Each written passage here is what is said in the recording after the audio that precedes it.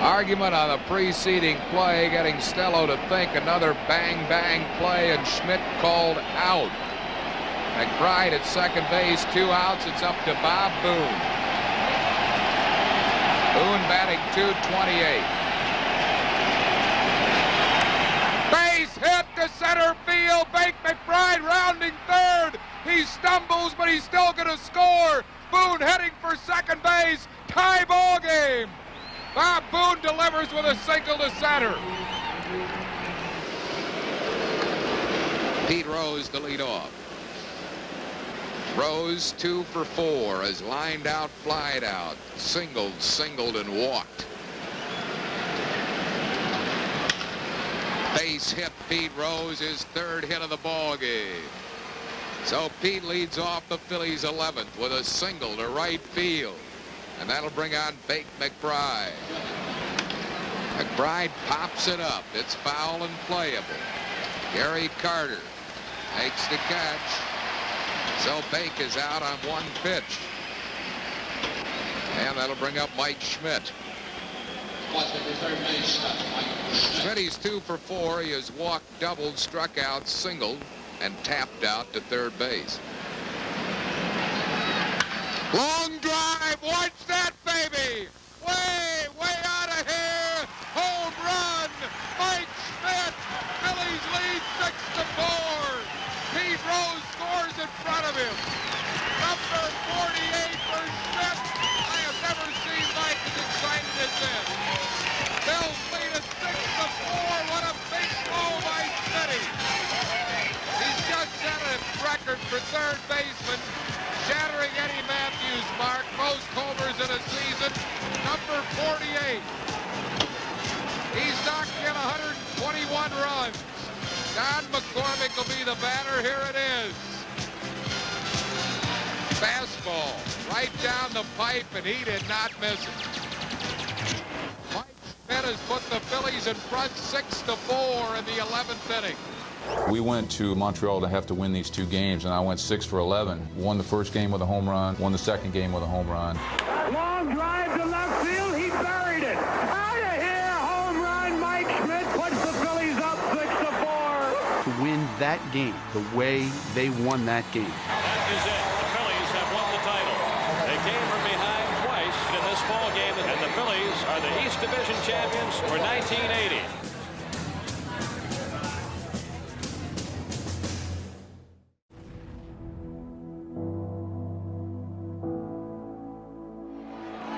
The National League West saw the Astros and Dodgers battle into October. This has been such a tight one this year, down to the wire where every game is a must-win situation. The Astros held a 3-game lead on the Dodgers, with the final 3 games of the year slated for Dodger Stadium. We knew it was going to be tough for us in LA, but we didn't think that we could lose. Despite the odds, the playoff-tested Dodgers felt up to the task. Garvey ready to go, Say waiting at the plate. Here's a pitch. Fly ball to deep left field. Left center. Going. It's ball. Goal!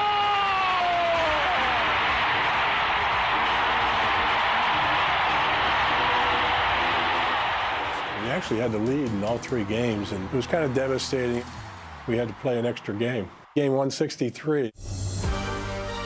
The 5th National League playoff ever did nothing to rattle the sliding Astros. Nuxie was our pitcher. We all felt great with Nuxie. He was going for number 20 that day. And for the 2nd straight year, he got it, as Niekro closed out the Dodgers with a 7-1 complete game win. Bouncing ball to the right side. Bergman has it, steps on first, and the Astros have won the National League West. The exultant Astros going on to Philadelphia. Somehow, the tension of the 1-game playoff would simply serve as a prelude to the drama that would unfold in the National League Championship Series. The greatest confrontation in my life of watching sports was the 1980 League Championship Series between the Phillies and Houston. Here comes Landeskog, the throw way off the mark. The Astros win it. The best LCS of all time. Back and forth, back and forth, back and forth. 1 run, extra innings, back and forth. 4 straight extra inning games with that pressure. In this crazy game, the never give up Houston Astros come back, and look at this crowd. That whole series was exhausting. It was emotionally and physically exhausting just to watch it. Terry Poole, so consistent throughout this series. It was a knockdown, drag-out series. They'll go to the stretcher, and that will be all for Cedeno. A battle of wills. Who wanted it the most? Ahead lay 3 of the most action-packed days in league championship history.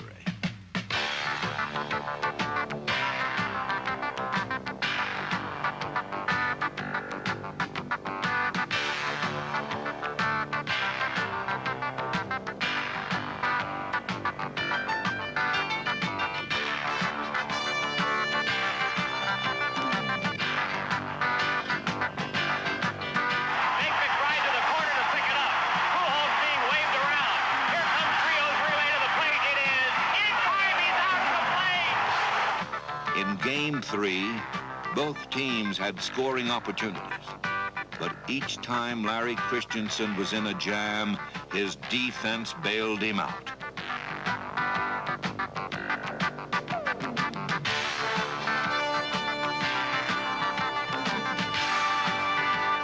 The scoreless tie took its toll as Houston lost Cesar Cedeno. But in the 10th inning, Philadelphia lost the game.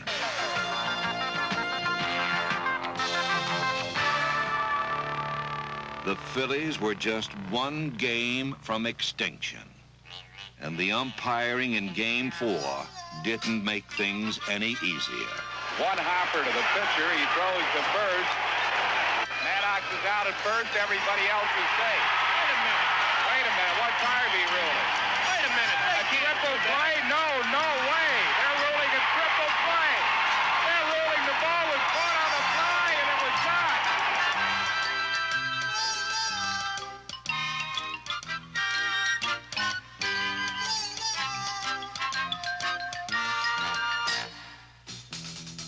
For the 3rd straight day, the game reached extra innings. Then in the 10th, the bull bounced one off the wall, and Pete Rose headed for a game-winning rendezvous with Astro catcher Bruce Bochy.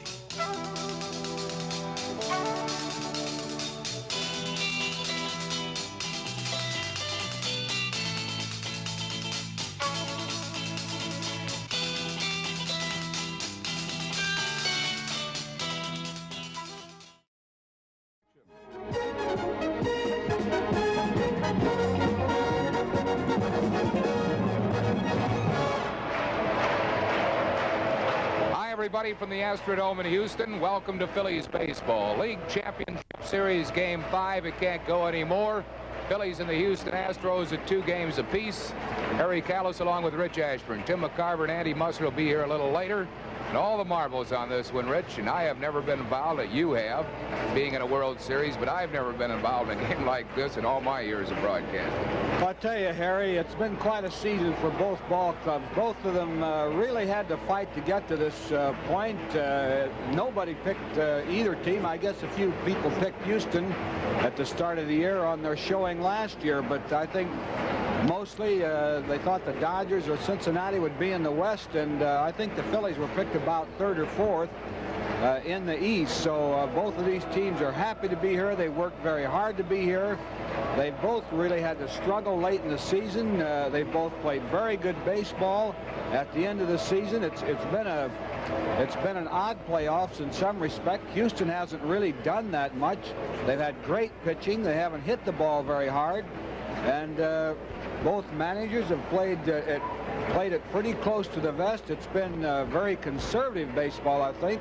Really, the only change in that pattern was Pete Rose scoring yesterday, almost a suicide try for home plate, and actually, as it turned out, he made it easily. And I think it'll be about the same way in this 5th game. I think something unusual will decide this ball game. It might be a bad play. It could be a check swing base hit. But I don't think we're going to see your basic ball game here where I don't think it's going to be boring. Let's put it that way. You look for another nail-biter in this series. Every single game has been right down to the wire. It's the only league championship series which there have been 3 extra-inning ball games played. And so the bullpens come into play. The question arises then, Tug McGraw, will he become the only player ever to appear in 5 league championship series games? I'll guarantee if he has to, he will. If the Phillies need him, he'll be out there. And that is a lot to expect of a pitcher, to go out there every day and do a job for you. But I don't think there's any way you could keep Tug McGraw out of this ball game if the Phillies need him, if the game's on the line.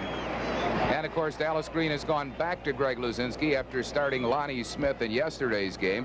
Lonnie did get a couple of hits, but Greg Luzinski seems to thrive on league championship series play. Greg has, with his bat, has actually produced both game-winning hits in this playoffs, and that was a tremendous pinch hit double that he picked up yesterday. Greg traditionally has not been a very good pinch hitter. It's hard for a home run hitter to come off the bench cold. Now, a guy who, a Greg Gross or a Dal Unser, who has a little shorter swing, a little shorter stroke, a little more disciplined swing, can come off the bench and generally get the bat on the ball and do something with it. But Greg hasn't pinch hit that much in his career. I don't think he likes it. I know he'd much rather be in the lineup as he is tonight, and I give him a lot of credit. He was unhappy about not playing yesterday, but when the ball game started, I think that was all forgotten. So that's about it from the Astrodome for now, and we'll be back with a ball game for you, the 5th. The winner of this one goes into the World Series. All that action coming your way in just a couple of minutes. Back at the Astrodome in Houston, welcome to League Championship Series Game 5, a jam-packed Astrodome. And let's review once again the starting lineups for tonight's game. First of all, for the visiting Phils, Pete Rose leads off at first base. Bake McBride, right field, batting second. Mike Schmidt at third base hits third. Greg Luzinski, left fielder, batting fourth. Manny Trio at second base hits fifth. Gary Maddox, the center fielder, batting sixth. Larry Bowe at shortstop will hit seventh. Bob Boone will catch and bat eighth, and batting ninth and pitching Marty Bystrom. So young 22-year-old Marty Bystrom, who in September went 5-0 for the Phils with an ERA of 1.50. Has all the weight of a 166-game schedule on his shoulders. The kid has pitched just sensational baseball for the Phillies in this stretch drive. For the Houston Astros, Terry Poole leads off in center field. Enos Cabell at third base, batting second. Joe Morgan, second baseman, hits third. Jose Cruz in left field will bat fourth. Denny Walling, right fielder, hits fifth. Art Howe at first base, batting sixth. Luis Pujols will catch and hit seventh. Craig Reynolds, the shortstop, batting eighth. Batting ninth and pitching Nolan Ryan. During the regular season, he won 11 and lost 10. There's Nolan Ryan coming back with 3 days rest, which he has only done twice previously, once in a losing effort and once in a no-decision effort. But Bill Verdon has told him, go as hard as you can for as long as you can, and the reason they're starting Ryan instead of Ken Forsch is the feeling is Forsch is a better control pitcher and can more readily come out of the bullpen. Bobby Wine handing out the Phillies lineup card. And Bob Lillis handing it out for the Houston Astros. And now the Houston Astros are taking the field behind their $1 million free agent, Nolan Ryan. Ryan getting the big ball game for the Houston Astros. Behind the plate doing the catching, and yes, he is okay for this fifth game, Luis Pujols. And on the mound, the veteran right-hander Nolan Ryan, a record of 11 wins and 10 losses, 1-2 against Philadelphia this year, and on the year a 3.35 earned run average. Pete Rose ready to lead off. Earlier I asked him, do you figure yesterday's win did it for your team? And Petey said, oh no, they're a good ball club, and we got a fine pitcher pitching tonight, and they got a Hall of Fame pitcher, Nolan Ryan, and we got go out and try to score first. I think the team who scores first is going to definitely be in the driver's seat tonight. And Pete Rose comes to the plate. He is 4-12 in this championship series, 7 out of 17. He's been walked 3 times. He'll be followed by Bake McBride and Mike Schmidt. And it's a typical Rose reaction from the crowd as Pete comes to the plate. They know he's poison. He has been troublesome for so many people for so many years in this game of baseball. Nolan Ryan pulls his cap down, and the right-hander from Alvin, Texas is ready to pitch a big game in his career. Ball one. Whichever team scores first will win it, Pete said. I wonder. Well, to go along with that, Houston, they had a record of 32 wins and 6 losses in games at the Astrodome in which they did score first. And now you're even at 1-1. The first pitch was a 95-mile-an-hour fastball for ball one. The second pitch, a 96-mile-an-hour fastball for strike one. So here is Nolan Ryan even with Rose at 1-1. Pitching with 3 days rest. Not an oddity for Ryan at all. That's inside. He was a little younger, though, when he worked as part of a 4-man rotation with the California Angels from 72 to 78. They're the championship series for Pete Rose. Shows you the kind of clutch player he is. And why the crowd groans when he comes to the plate. 2-1 pitch is a ball just high. I think the big thing that's going to be the key to Nolan Ryan, Nolan, as he always has to do, he must check his mechanics. He must make sure he is not too keyed up and tries to overthrow the ball. He must stay within himself. 3-1 to Rose. On the corner, 3-2. See Pete nod his head. Good pitch. As he looked at the 96-mile-an-hour fastball. I'm sure Ed Vargo and all the umpires after yesterday's game, they will take any positive approach or reaction that they can get from anybody. Full count to Rose. Got it. That's the fastball, and if Ryan keeps it on that outside corner to the left-handers and on the inside corner to the right-handers, it will have a tendency to tail and sink away. Rose really not too happy with that call. Yet he wasn't arguing. He wound up nodding his head. I think he was really asking Ed Vargo, where was it? Look how quickly he looked around to check the call. He was concerned about having looked at it. But did you see it run away? Yeah, it was a pitch he could do nothing with. It does. He has a good tailing fastball when he keeps it down. Bake McBride, 278 in the series. Swing and a miss, strike one. 98 miles an hour. That'll get you to Alvin, Texas in a hurry. Even the Nacogdoches. The fastest one he's been clocked this year was 99. Lifted to left field for Cruz. Jose makes the catch, 2 out.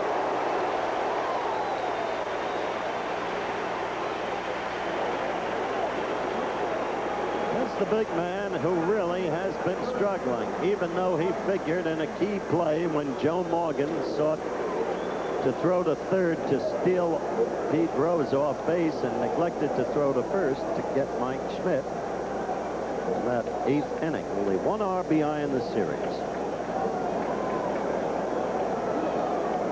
2 out. Rose and McBride retired. Lifted into the air to the right side, and the first baseman Art Howe in foul ground has to play.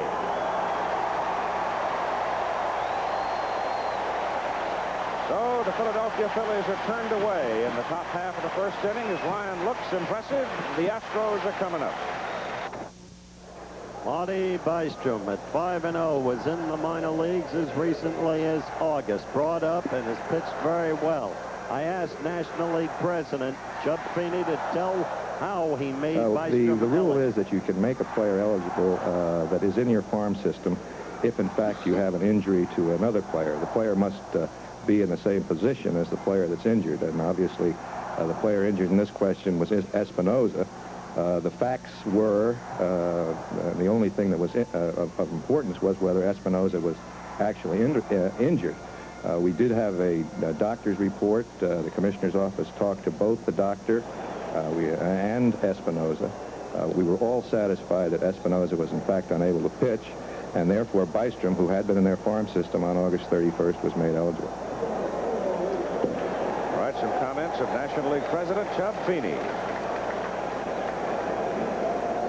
The Houston Astro lineup. Poole, Cabell, Morgan, Cruz, Walling, Howe, Pujols, Reynolds, and Ryan. And Poole, in particular, has been outstanding offensively. Defense for the Phillies? Well, that will be the same that we've seen all the time. From first to third, Rose, Trio, Bowen, Schmidt, the outfield. Luzinski back in there, along with Maddox and McBride, and the battery of Boone and Marty Bystrom. A fine 5-0 earned. He had a 5-0 record with a 1.50 earned run average. He's got good control, Keith. He can spot his fastball. He throws all the pitches, a curveball, slider, and the change. And Dallas Green is very confident, this young man. He's got to be to start this kind of a ball game. You betcha. He's only 22 years old, out of Miami, Florida, and by research from Steve Hurt, he ascertains he is the youngest pitcher ever to start a game of this consequence in the major leagues, either a championship series game that would decide the title or a World Series. Terry Poole slides up the bat handle, takes it away for ball one. Yet Dallas Green told Don Drysdale in an earlier interview that he stayed with Ron Reed game number 2 because of experience. Well, I think right now that he's going with a man that he hopes is going to have a hot hand. He's got a little bit of an edge, Howard, because these Houston Astros have not seen Marty Bystrom. 2 balls and no strikes on Terry Poole out of Belleville, Saskatchewan. In his 5 victories, he beat the Cubs, the Mets, and the Cardinals. There's a strike. He was a red-hot pitcher in September, but pitching the game in the championship series may not be quite the same as the Cubs and the Cardinals. Left field base hit. What a series he's had. He really is. That's his 7th hit of the series, and interestingly, he hit that one to left. Of the previous 6, 5 were pulled sharply to right. And we developed for you yesterday the way he built up his strength. Taking a strength program, living with it, and then getting around on the pitch and learning to pull.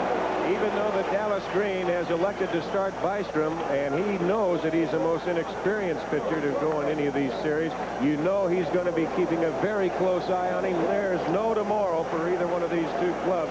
They will go with their entire staff if you look at Dallas Green.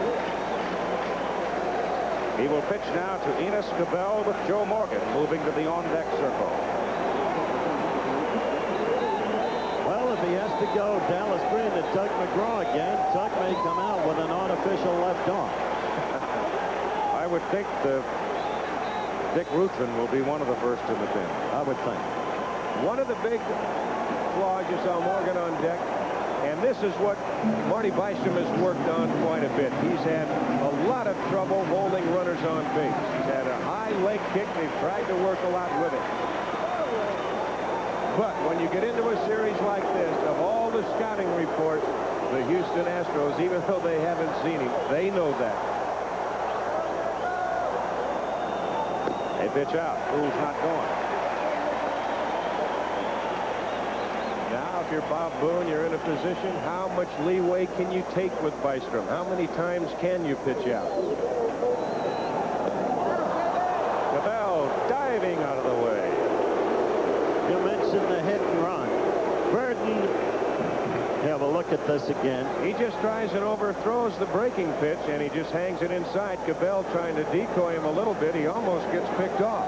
Burton could be a gambling manager as he was when he left Sam Vito in to bunt yesterday in the bottom of the 9th. But he is conservative when it comes to the hit and run and squeeze. He says too many things can go against you.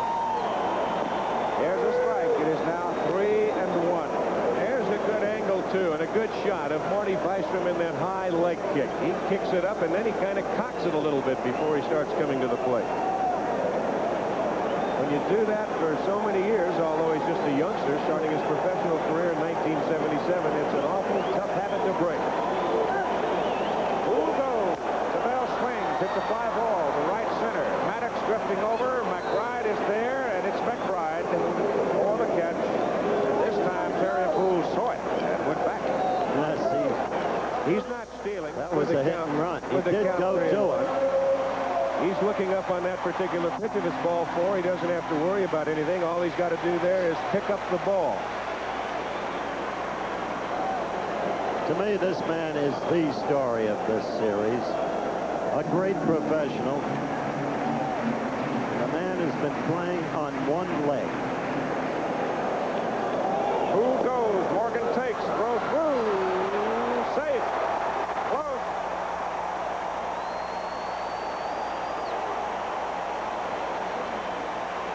Terry Poole has an excellent jump. You see him out there, the foot on the carpet. Now he picks it up. The throw a little bit low and to the third base side, and right there on top of the play is the second base umpire, Bob Engel. And here we go again from our high shot. From the gondola. Watch it again. From the other angle, you saw the foot get into the base before the tag was made. There you see it again, and so beautiful. Now he's at the turn for Morgan with a count of 2-1 on Joe. Morgan has left center. Hits the ball to straightaway center. Hits it deep. Sending Maddox back. Poole tags. Poole's going. Maddox throw. And Poole's at third. 2 down.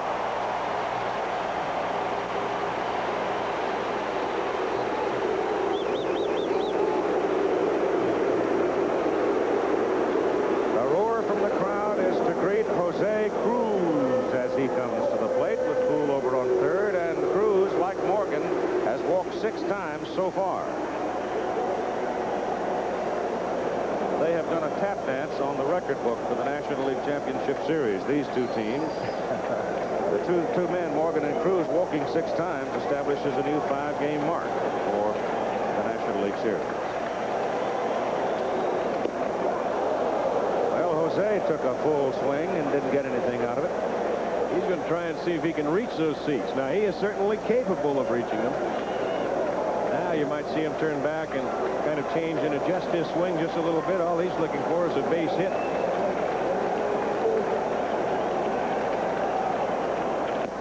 It's high. 1-1. 2-2 to Jose Cruz. Right side, base hit. Houston gets the lead. Poole scores from third. And Cruz goes into second, a double.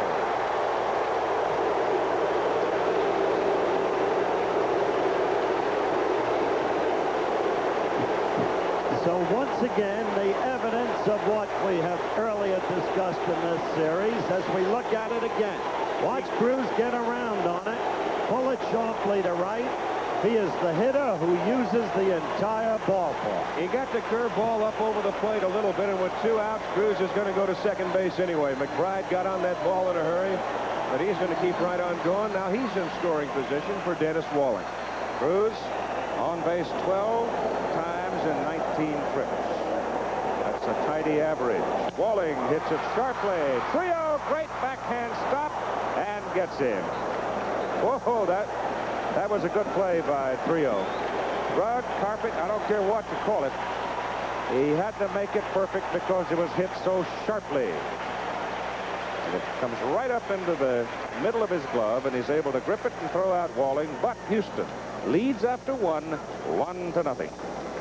We're back live in the Astrodome, and there will be a graphic there that shows you what happens when the Astros score first here. But you remember, as Pete Rose led off, you heard him say whoever scores first will win the ball game, a statement he would like now to forget.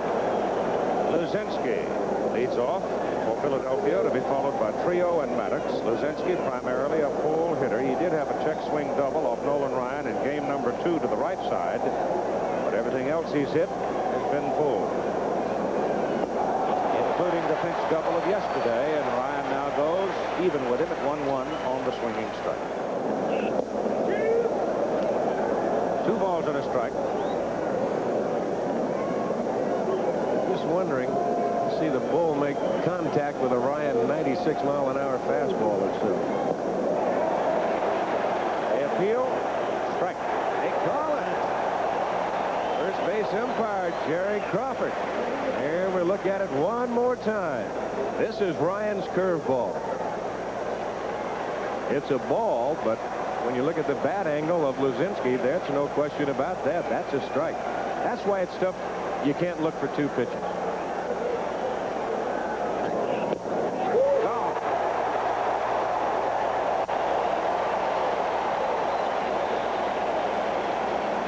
miles per hour, Keith.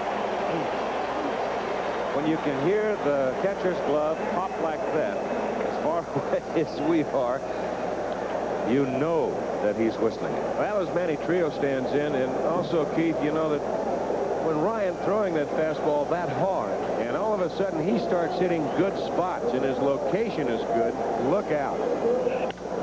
Ball is hit, looping into right center, drops in front of Poole for a base hit. And he gives more of same. So the Phillies have their first hit of the night, and Manny Trio just hit a 98-mile-an-hour fastball for a single. And the grin on his face at first base, I think, tells of the delight that he feels. He's had a good series, Keith. That's his 6th hit of the series. He's had a couple of RBIs. Here's Gary Maddox, who's been a horse for the Phillies in this championship series. .313 average. Curveball, misses, ball 1. Ball 2, hits up high. We'll see Manny moving off first base from the camera in the gondola. And the pitch is inside and low. 3-0. Ryan has walked Gary Maddox, sending Trio to second. We've got 1 out. And Larry Boa is coming to the plate. Bill Burton, unflappable, standing in the dugout, observing, calculating.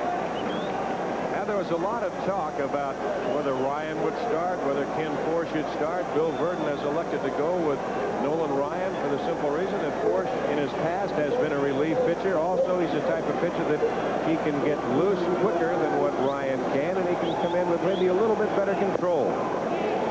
Ryan misses on Boa now. Go ball 1. Houston leading 1-0. Poole single to lead the ball game for Houston. Stole second, and Cruz doubled him home. Astros on top. Phillies up, top of the second.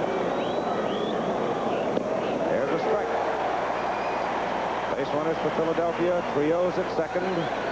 He singled. Maddox at first, and he walked. Boa's first trip tonight. Larry at 2.86 in the series. Ryan flags it down, drops it, picks it up, goes to first. They get Boa. The runners, Trio and Maddox, move up to third and second.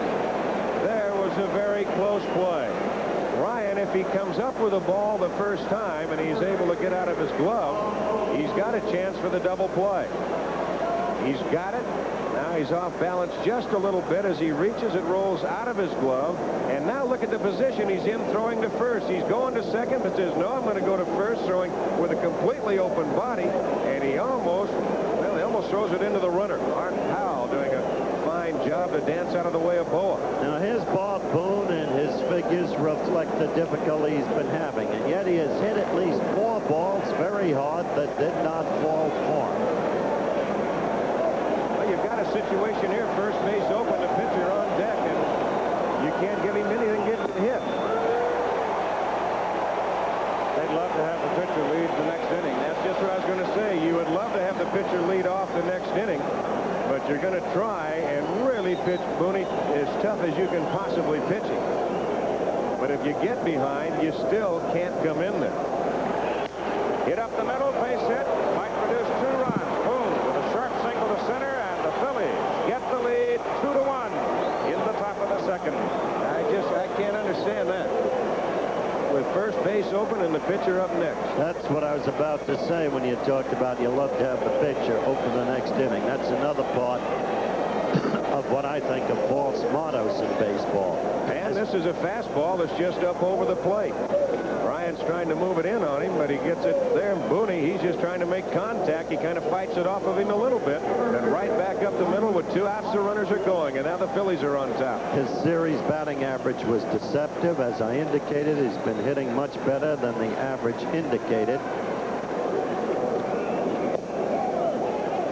Bystrom is at the plate, and obviously with the DH in effect in the minor leagues, he has not received a great deal of opportunity to swing the bat.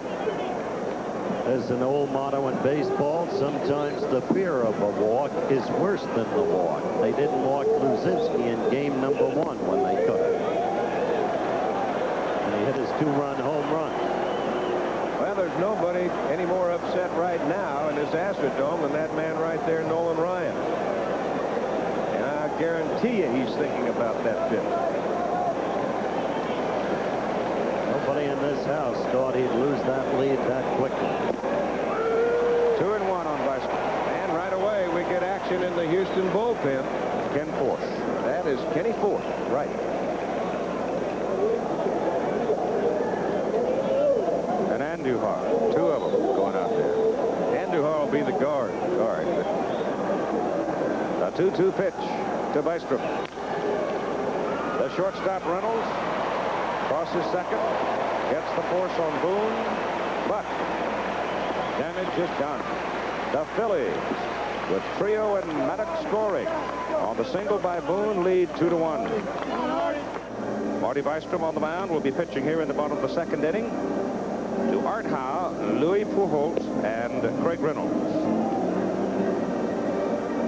Keep track if you can, and we'll try to help you of all of the little things that happen, the way these two teams have scratched and clawed at one another during the course of this game. Remember Trio's great play to end the 1st inning, corralling Denny Walling's sharply hit grounder as it appeared to be headed toward right center field, which would have scored Jose Cruz.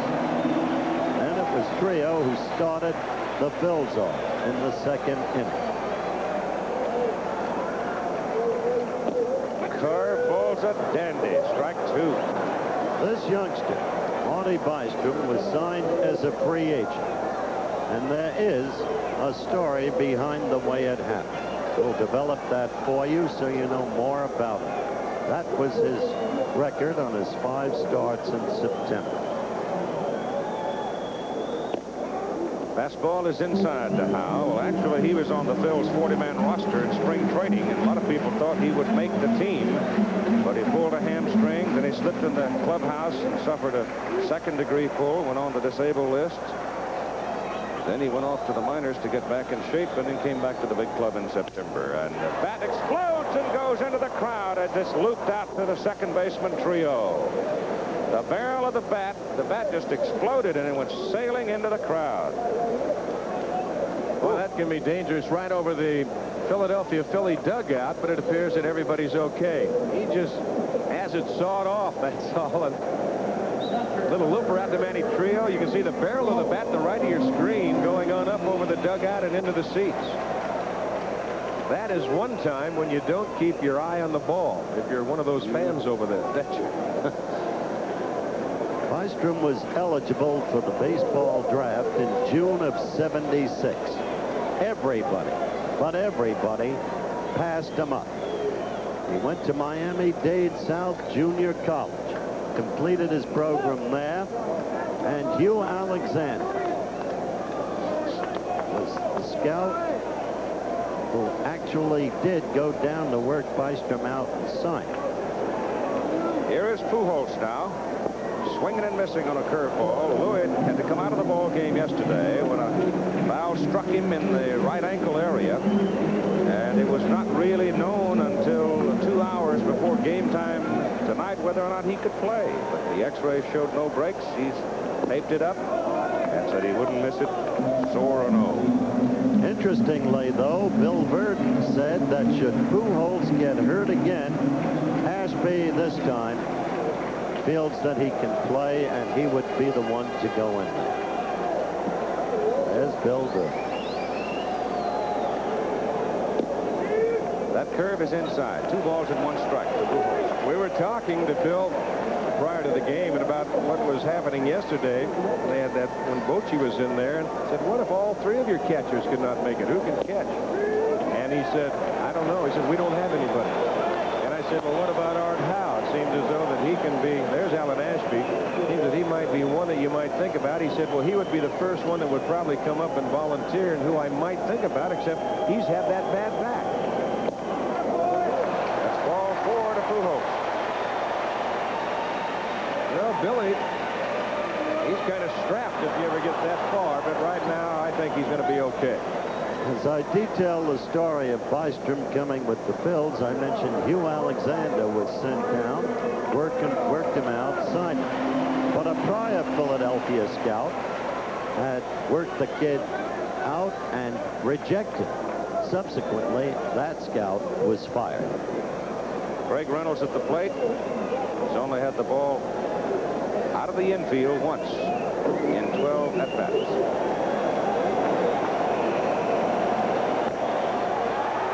It's a fair ball down the line.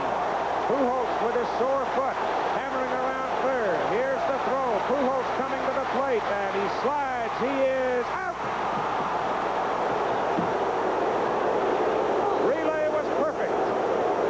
And now how about Pujols as he had to jam that sore foot into Bob Boone.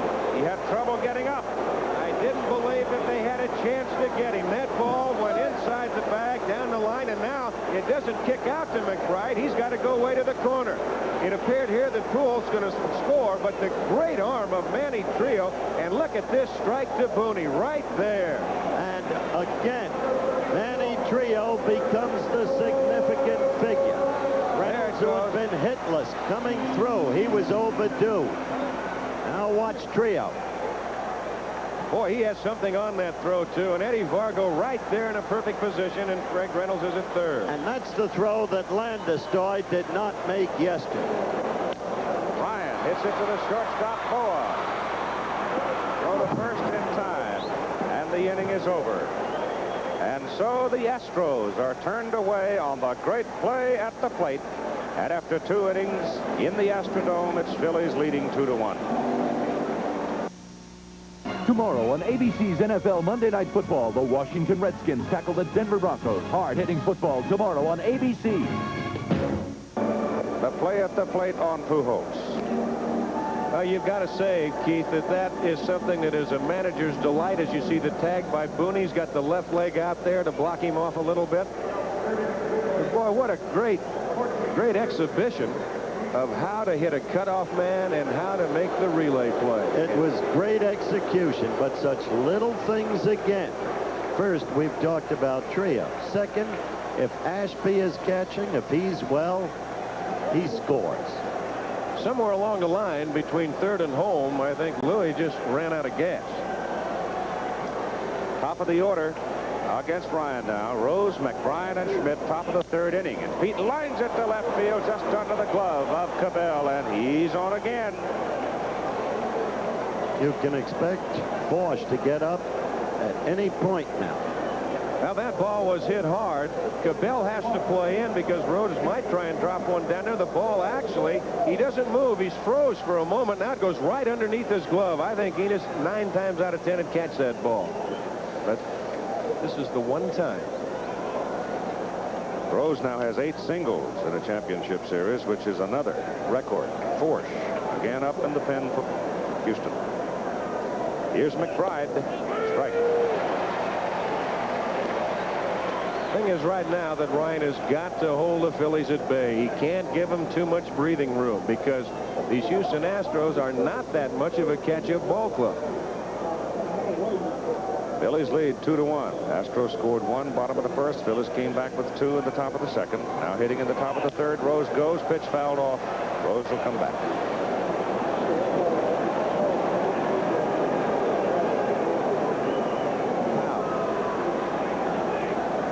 And 2-2 to make McBride now as Pete dances off first. Pitch swung on and missed. And McBride strikes out with that chopping motion that he uses.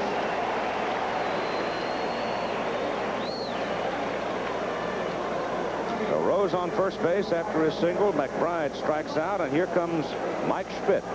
And Schmidt steps up to the plate with a .263 average, .250 now after fouling out the first time. Nolan Ryan pitching for Houston burns a fastball on the inside corner for strike 1. Lee Elia coaching at 3rd, Ruben Amaro at 1st. The RBI leaders during the regular season in the National League shown there. But 121 in the regular season and only 1 in the championship series. Rose running, throw to Morgan. Rose overslides it, he's out. there's an excellent play by the second baseman, Joe Morgan. A good throw by Pujols. The throw has him beat. Morgan stays with it, goes over, makes the play. Rose going by, and now just coming back with the glove. He tried to catch it with his hand. Now let's look at it again from the overhead shot. The throw's there. Morgan attempting to tag. Rose trying to kick out of the way, but he comes in with a glove, and that's where Joe has him dead. Bills are now 7 out of 10 stolen bases. What a view you get from that gun. See it all so clearly. Count to Mike Schmidt, 1 ball, 2 strikes. When the play is directly below you, as that was. That is a great shot.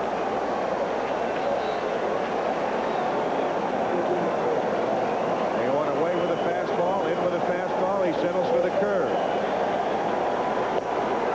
He struck him out with it. So Rose singles, but he's thrown out.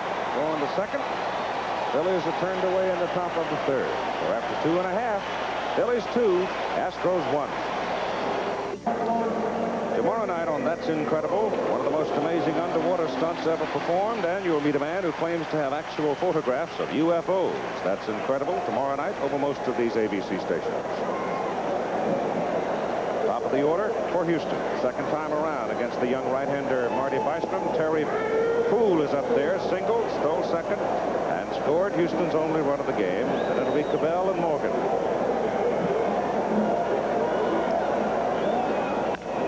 Shot to right, base hit. Poole's 2 for 2. McBride in a hurry holds him at first. This guy is having a series that's incredible. Now they got a changeup up over the plate. He didn't quite have it in a good location, and he had too much velocity on it. Poole, the first time up, he took the fastball to the opposite field. Now he comes with a change, and it's up, and Terry just goes out and turns the hands over. Now you look for Cabell to bunt. Rose will be charging from first and Schmidt from third. Leppert, Don Leppert, the third base coach, flashing the signs. Probably a decision already made before he ever walked out there. Bob Lillis is the first base coach. There's Lillis. Bystrom has been struggling, no question about it. He got away with it last inning on the brilliantly executed relay play. When Reynolds had in effect tripled, the triple became of necessity a double in the scoring because Pujols was out at the plate. Mr. Drysdale, you look for the bunt. I got to. I'll guarantee you Dallas Green's looking for the bunt. Mike Schmidt's looking for the bunt. Pete Rose is looking for the bunt. Boy, you really got to practice a lot on this artificial surface, too, to bunt. He's not. Popped up, coming back. Boone chasing to the wall. Bobby's got a play, makes the catch. Well, see what that might turn out to be. Still can't believe that Nolan did not walk Boone in the second inning. Well, he's got to do that on his own, Howard. Absolutely. You don't have to really. Manager doesn't tell him. Don't have to, no, unless a manager just doesn't have the confidence that the man can pitch around a particular hitter. But you've got to do that on your own. You forget about that liking to have the pitcher lead off the inning. Joe Morgan, a fly ball to center. His first time. Bystrom's fastball runs outside. Somehow, it's always up to Joe with this ball club. He's got to ignite them. He's got to be the key run producer. And they've also got to keep a close eye on Terry Poole at first base. He's got his toe hooked on the rug. Bluffs it, pitch out, throw back to first. There's a good play by Pete Rose. He's not worried about making any tag whatsoever. Of course, Booney's thinking the same thing, trying to think along the lines of Terry Poole. Pete right there, he just got to try and catch the ball. That one could have gotten away. I was watching the right fielder, Bake McBride. He very alertly, he was charging. Ball is hit high in the air to field. Maddox going way back to the track. He makes the catch, and Poole had already turned around second and has to come back. You can't hit it much harder than that in this ballpark. That's why Green benched Luzinski yesterday. Said, what's the sense of having a guy hit a ball 400 feet and seeing it die on you? The ballpark negates power. It does that, and Joe Morgan, he's a little hot down there. He thought that ball had a chance to go out. So did Terry Poole. He thought it might be at least off of the wall. Poole, as you said, Keith, had actually rounded second base, and he had plenty of time to get back to first. But as Joe had pulled it 20 feet to the right, more into right center, it is in the seats. Cruz, the hitter. Now is when you gotta send Poole, Don. Well, gotta get him to second, or at least try to. With Cruz, your runs batted in, leader up. Well, you haven't sacrificed. If that would have gone along okay, well, you'd have gone to third. He's over at first right now, but Trio is moving over towards the bag at second base. It's a strike, 1-1. Well, you sacrifice Poole to second, back to Bell, though Bell has no reputation as a bunter. And then Morgan's ball is going to move him to third. But if.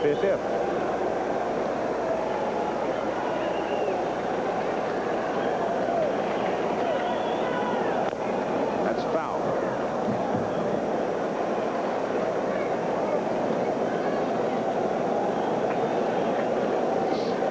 Denny Walling is the man on deck. That's foul. 2-2. The kid came back with a pretty decent curveball, didn't he? He certainly did. They've hit some balls hard off of him, but he's managed to stay right in there. He really hasn't lost his composure at all. He's still battling them. Well, that's what Dallas Green is hoping. I know he'd love to see him go 9 innings and win about 10-1, but I don't know if that's going to be the score here tonight. Pitch out. There's what Booney's thinking, too. He's thinking Poole has to go. Of course he's thinking he has to go. Now he doesn't have to worry about it because he knows he's going to go. It's 3 balls and 2 strikes and 2 out.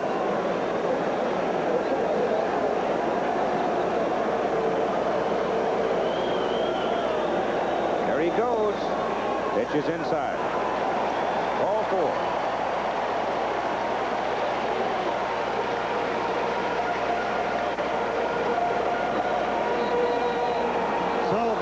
Giving the runner into scoring position becomes academic. Young Bystrom takes care of that.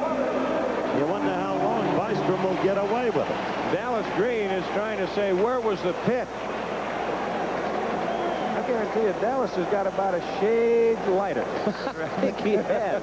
I was talking to him the day before the game. He's got a great personality, a super guy. And he said, I don't know. I said, have you ever seen anything like this? It'll give anybody gray hair this soon. Here's Denny Walling now. Bounced out to the second baseman his first time. The right fielder. 2 out. Ball 1. I believe on that last pitch that Dallas is talking about, I wouldn't be surprised. I thought Cooney jumped up a little bit. He might have blocked Eddie Vargo.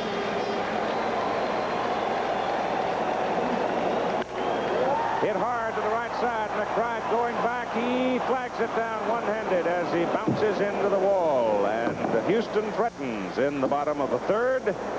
But 2 plays by the outfielders. First Maddox against the wall in right center. McBride against the wall in right. And Houston comes up empty. We've played 3 in game number 5 for the National League pennant. And the Phillies lead the Astros 2-1. Line score in the game to the top of the 4th inning for Philadelphia. Greg Luzinski, Manny Trio, and Gary Maddox. The Bulls struck out looking the first time against Nolan Ryan. Good curve. Pattern of this game has been a little different, fellows. The Phils have left only 1 man on in 3 innings. Houston, adopting the Phillies' old tactics, has left 4 on. Strike 2. The Astros getting a little exasperated the way the Philadelphia Phillies were for a while. The Phillies hitting the ball hard but leaving a lot of men on base. The Astros have hit the ball hard tonight. They don't have that much to show for it. Bounces. Tried to come 3 straight times with a breaking pitch. He's tried to overthrow that curveball one more time. Come back with a curve. He doesn't want that. He wants the fastball inside. Try and tie him up. Look out. Too tight. 2-2.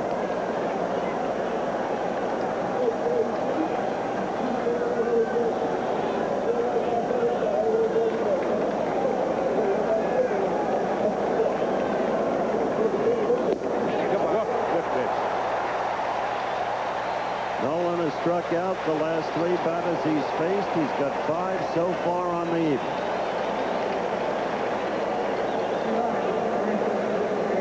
Luzinski twice looking tonight. Trio's up. Manny had the first hit in the ball game for the Phillies and scored the first run.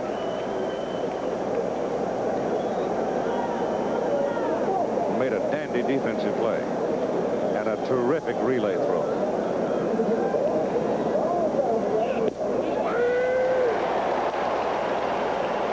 To be able to spot that fastball out there about 80% of the time.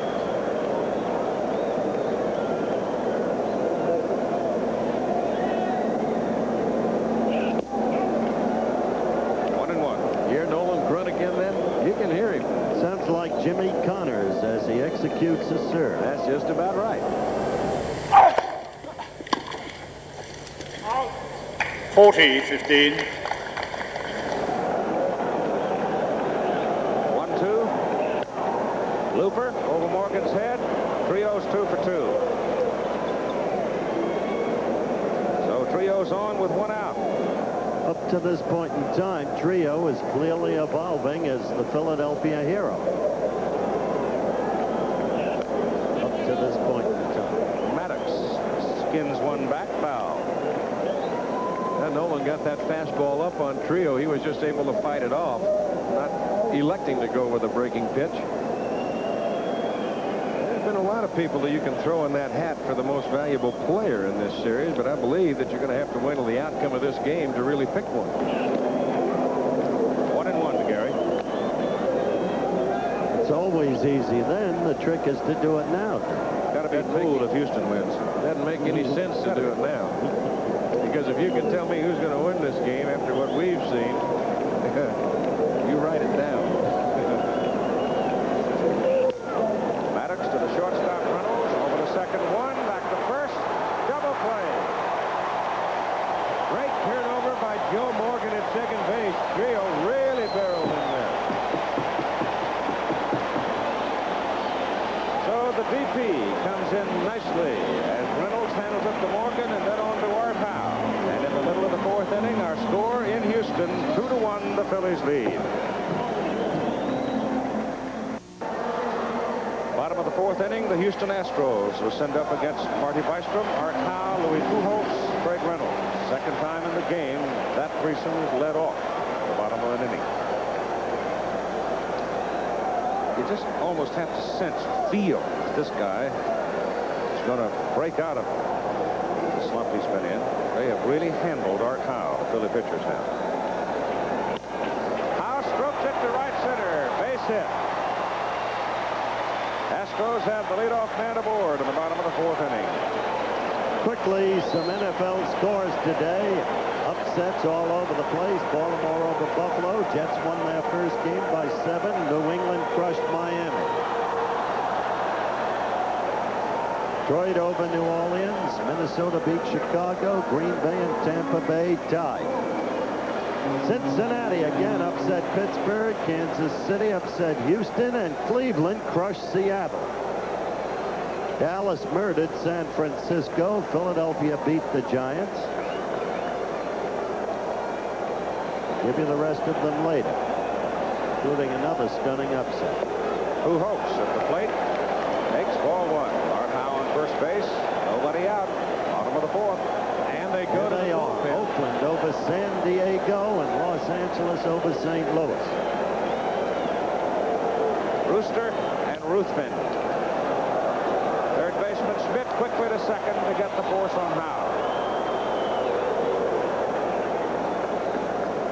There's your bullpen. Brewster and Ruthven. Ruthven on the outside. You talk about a pitcher living dangerously. Look at Bystrom. Well, Dallas Green has been sitting and watching and gazing, and he has kind of said the same thing in his mind. And right now, he's not going to be in a position where he's going to go a long time with him. He's got his entire staff down there, as we witnessed the two right-handers down in the bullpen.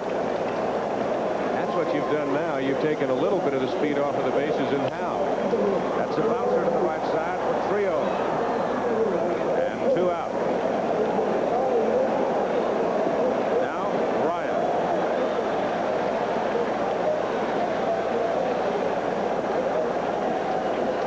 Gimme at the plate. Now he can hit the ball. Matter of fact, he hit a home run right here in the dome.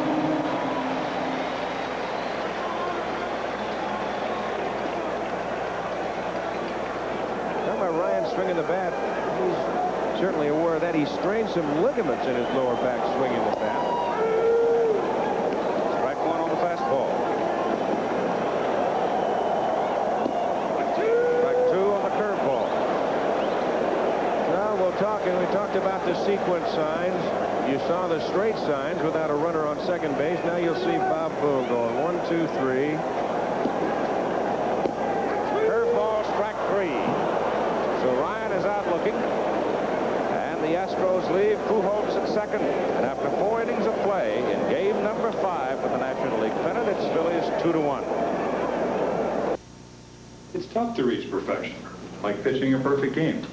But Jockey brand underwear really comes close with the comfort and quality of pure comb cotton. And real quality means real value. I always wear Jockey brand, either classic white or fashion colors. If I pitch the way Jockey makes underwear, I never lose a game.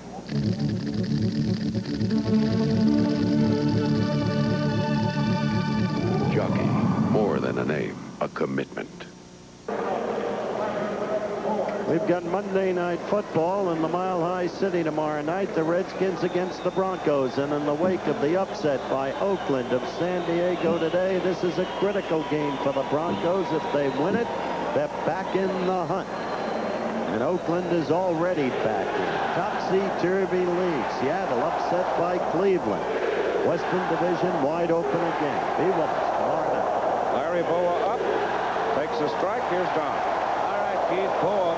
He'll be followed by Boone and Bystrom.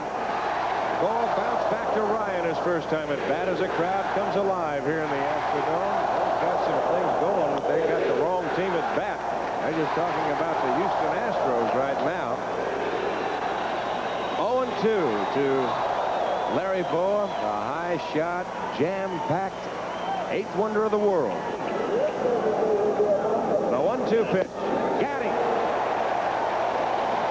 That's Nolan's 6th strikeout. Don't forget, the World Series begins in the National League City on Tuesday, and you'll see in that series a very great baseball team, I think, in the Kansas City Royals. They had quite a year. Bob Boone stands in. That's his championship series play, but probably the biggest hit that he's got in the series. That was his first time at bat and only time at bat with 2 outs and first base open. Runners at second and third. He singled up the middle. He has got 2 big hits in the last week. The big one up in Montreal to tie the second game of that series, that showdown series with the Expos, that Schmidt finally won with his 48th home run of the year in the 11th inning. And tonight, that's the man who made the critical mistake of this game thus far by his failure to walk Bob Boone in that second inning. 2 balls and no strikes to Boone. Right center field playable. There's Walling. Out number 2. Well, with 2 gone, the pitcher spot comes up, and Marty Bystrom will hit for himself. Ruthven still throwing in the bullpen, and it might be that he told Dallas Green, if you're going to consider using me, let me throw just a little bit more. Make sure that I'm ready. Ruthven, a starting pitcher, might not be able to get loose as quickly as the relievers do. There's a lot of difference between starting and relieving. 97 miles per hour on that one, Donald. How many home runs did you hit in this ballpark? I don't think any in this ballpark. There's a good curveball. 0-2 the count. I don't even think any in batting practice. You were already old by the time this ballpark was built. Oh, no, come on now. Got him. Well, Ryan strikes out his 7th man, and the Phillies go 1-2-3 in the 5th inning, and after 4.5 at the halfway mark, it's the Philadelphia Phillies 2, the Houston Astros 1. We are inside at the Astrodome in Houston, Texas, as you look at the top of the dome and moving down to a full house. There's our shot from above, and said before, 208 feet high, approximately 18 stories, as we go to the top of the Houston batting order. It'll be Terry Poole, Enos Cabell, and Joe Morgan in that order. Terry Poole, 2 for 2 tonight. 2 singles. He scored the only Astro run, that coming in the 1st inning, on a 2-out double by Jose Cruz.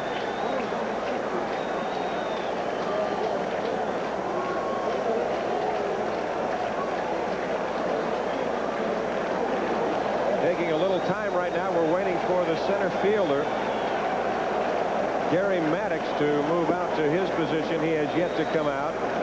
And while he does that and takes a little time, why they will extend a few more warm-up tosses to Marty Bystrom. Now tomorrow night on That's Incredible, see one of the most amazing underwater stunts ever performed, and a man who claims to have actual photographs of UFOs. That's Incredible tomorrow night over most of these ABC stations. Here comes Gary. Now we're ready to go. Gary was just taking a shit. Well, everybody gets a little nervous every now and then, and the Astros right now, they are trying to move themselves back into position. Gary Maddox moving to his position in center field, and you look down below and you see the Astro fans kind of squirming just a little bit. 4.5 in the books. It's 2-1 Philadelphia.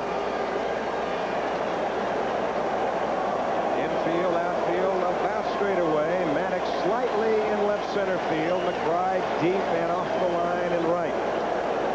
Schmidt inside the bag at third. There you see the Philadelphia defensive alignment for Terry Poole. Marty Bystrom in inning number 5. A check swing foul. 0-1 the count. To Pete Rose. He'll do it himself. Out number 1. Well, they finally get Poole out. First time this evening. Let's see if Nystrom begins to settle down. And Enos Cabell stands in. He flying to right, and he fouled out to the catcher. 1 out, Houston 5th, 2-1 Philadelphia. The Astros with 5 hits and the Phillies with 4. Nystrom can skate. Islanders Stanley Cup hero. Bystrom's been skating on thin ice. Well, he's had some balls hit hard off of him, but he's managed to escape. There's a good fastball for a strike.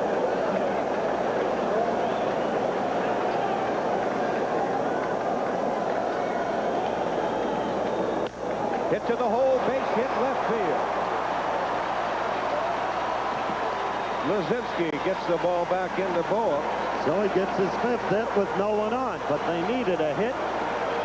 They need to get something started, trailing by a run, and once again, it's the little professional Joe Morgan who belted one about 400 feet, but it couldn't get out of it. And we get more Dead Gulch.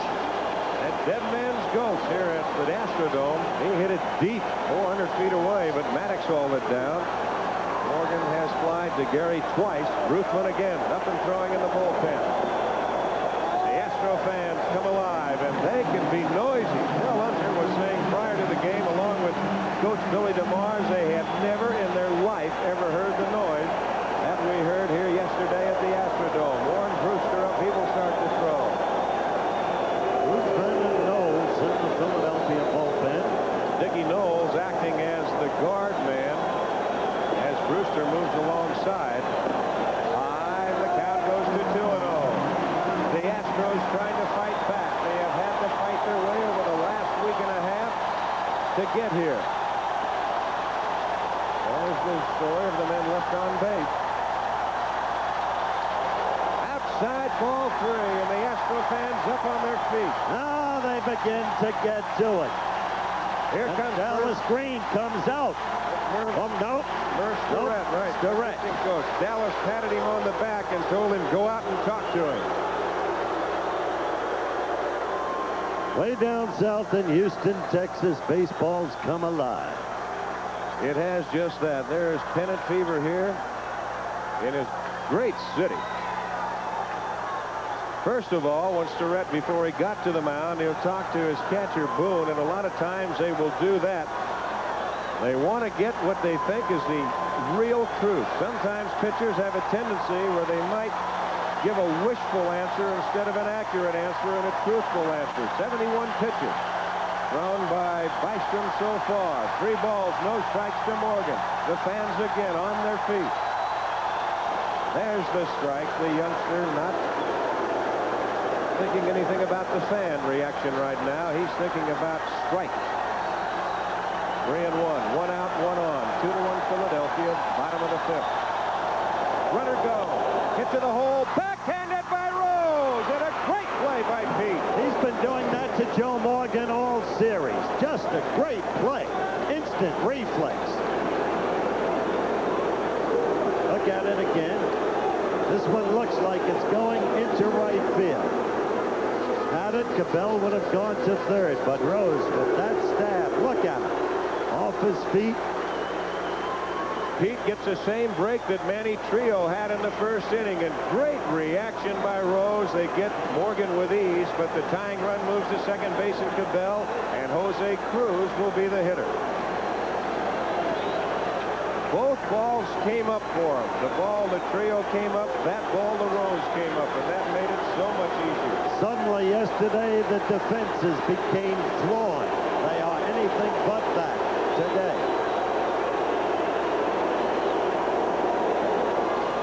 Bounces in the dirt, and a fine play by Bob Boone to keep that ball in front of him and to keep Cabell at second base. There it is again. This curveball actually down at the feet of Cruz. Look at that play by Boone.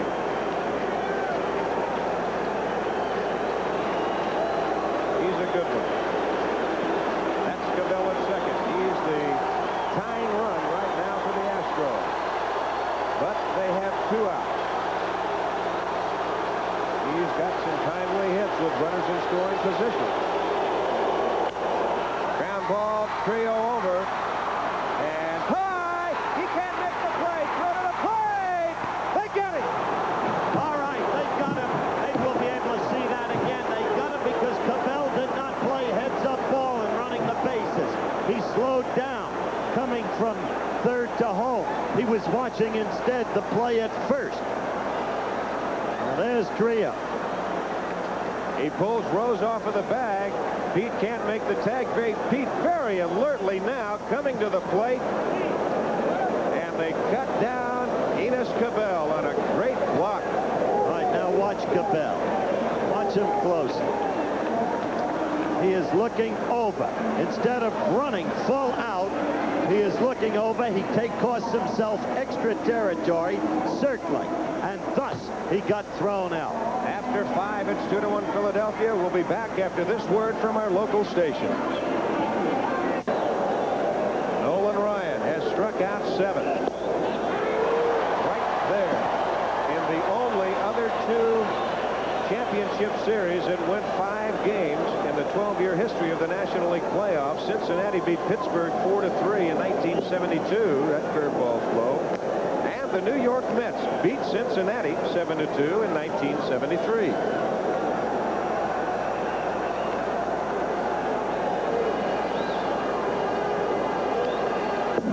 Count remains at 1-2. The Phillies 2 runs, 4 hits, now 1 error, and the Astros a run on 6 hits. Philadelphia has left 1. The Houston Astros have left 6. You've got to play, and you've got to think every second in this game, and this man exemplifies doing that. You just saw the reflex play on the grounder. Then you saw how alertly he threw home. It was the opposition that let down and blew the opportunity. Right back to Ryan. Pete says, all right, you got me, pal.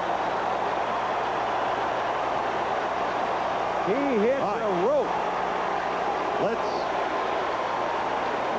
Let's look at this play again. Look at that reflex action by Ryan. And the ball stuck. Well, with one gone and Bake McBride will stand in. He's flied to left and struck out. If time and situation permit, we're going to take you back. We're going to look down from the gondola on Bake McBride as he, rather on Enos Cabell, as he followed what might be termed the Nolan Ryan route that Nolan showed in Game 2. A little low with a fastball. 99 miles per hour. That's what that pitch was. Little low, ball 2.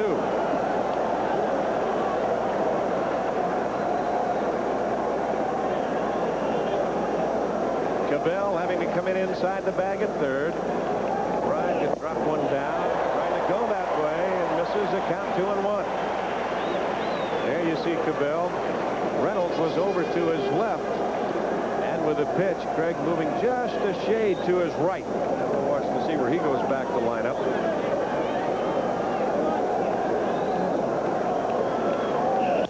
Foul left side, 2-2 the count.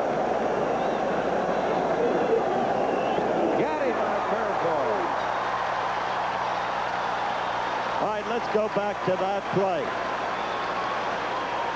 You see Cabell and you see him run full circle.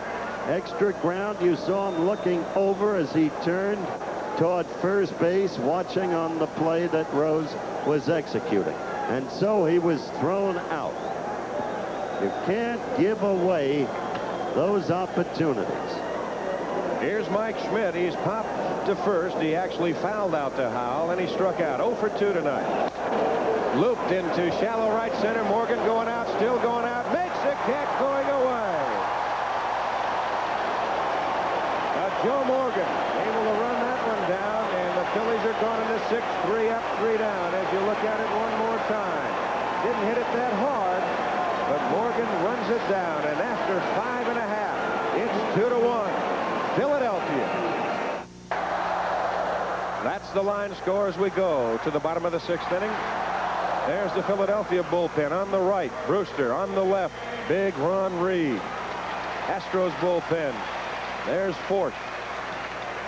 Ryan will be the 5th hitter this inning. And that is what Bill Verdon is thinking about. Denny Walling to lead it off. He is 0 for 2. He's hit the ball hard twice. Trio made a fine play on him, and then McBride ran his drive down to right. 0-1.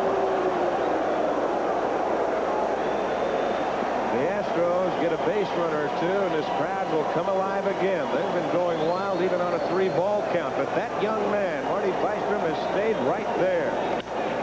To left field. The Bull moving over. Second base, and he turns. He will hold right there. That ball was slicing back on Luzinski, and it came off the top of his glove. He actually overran the ball, it appears. So he did, and they've had defensive problems in left field. Here it is coming right at you. Watch it.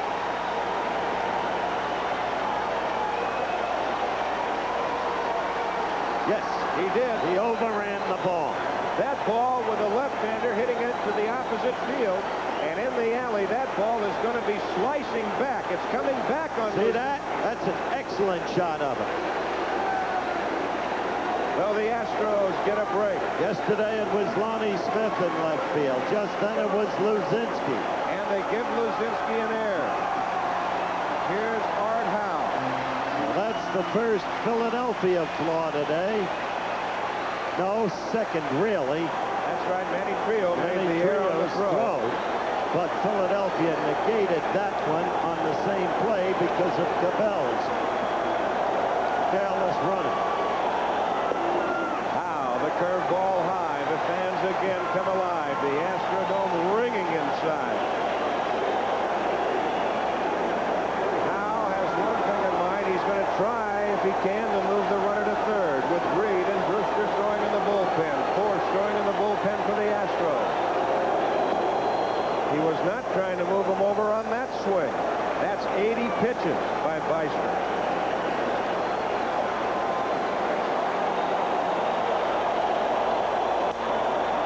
Ashby. Mike Schmidt has a play. He will go to Rose. They hold the runner at second base. And it was a marvelous pitch. Hal could do nothing with it. He never hit it to right field. He never advanced the runner.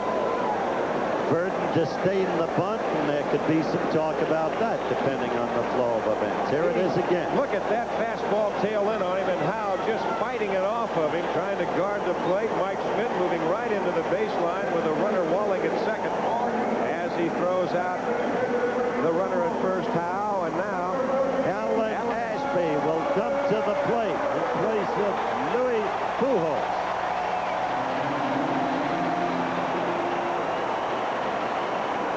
Missed Ashby. They haven't missed him as much behind the plate as they would over a longer period of time. Burton credits Ashby with having virtually made the Houston pitching staff, but they sure missed him, for instance, in the second inning of this game when Pujols was thrown out at home on what would have been a triple by Craig Reynolds, who was scored as a double. A brilliant relay. 3-0 to boom. Ashby hitless in 5 trips to the plate in the championship series. Taking the fastball outside.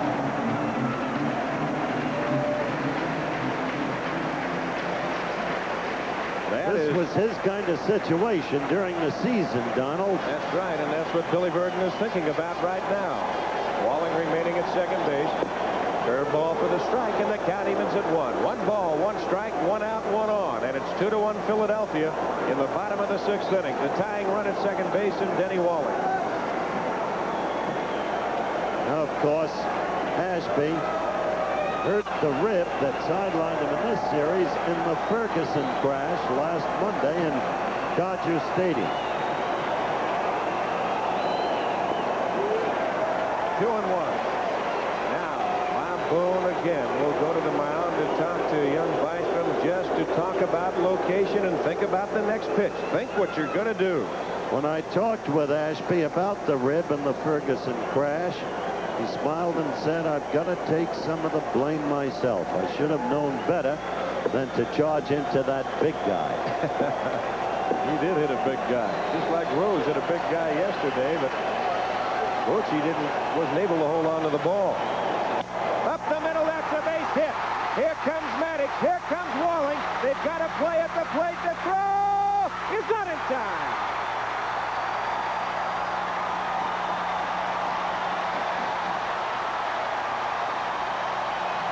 Walling limping off in a 2-2 tie. So as we look at it again, Ashby, who has done it so many times this year, you saw his record with runners in scoring positions, does it now, and we're back all even as the pattern of this incredible championship series continues. Walling, there it is. And what a play Maddox made. He made a great play, and he made a great throw. But Walling can move, and Walling ran. Did you see him cut that corner? Watch this from overhead.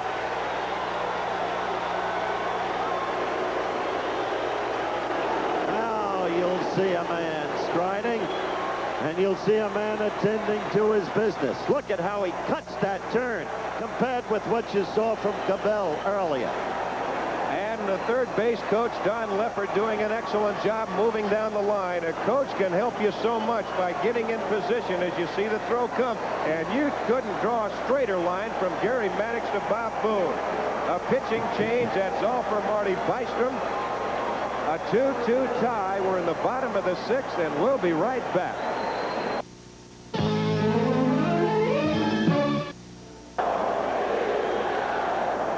There's the new pitcher, Warren Brewster. Now let's watch that last play. There is Maddox. He comes up with a great throw. Now watch the flight of the ball. Seething cutoff man in perfect position, which explains why Ashby could not take second. That ball could have been cut off. Ashby could have been picked off. But the throw so low, right on a line, he let it go through, chancing the play at the plate. Here is Craig Reynolds. He's 1 for 2 tonight. He doubled, he bounced to second. Now the go-ahead run at first base in a 2-2 tie.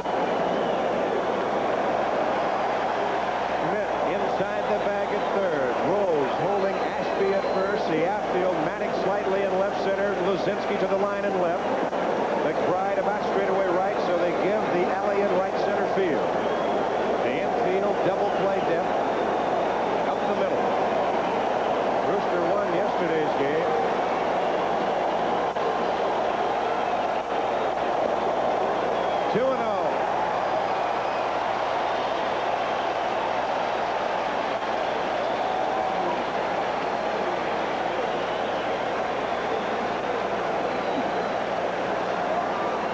Some eyes don't get big in a championship series. It's all on the line. Nobody throwing now in the Astro bullpen. Ryan will hit for himself. That's what it suggests. Left center field playable. Maddox taking charge. And that is out number 2. Now Ashby returning to first base. Bobby Lillis over talking to him, just reminding him that there's 2 outs and you go on anything, as Nolan Ryan will come to the plate. Ryan has bounced to short and struck out. That pinch hit by Alan Ashby, that was the first Houston pinch hit of this series. Their pinch hitters are now 1 for 6. But what a big one it was.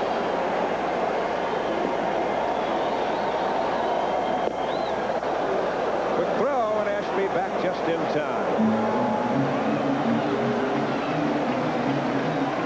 Booney will turn it loose a little bit.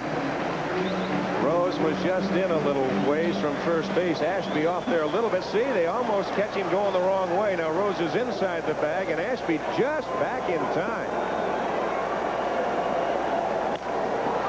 Right field. McBride a long way to go, but he can run it down. So Ryan drives it up the alley.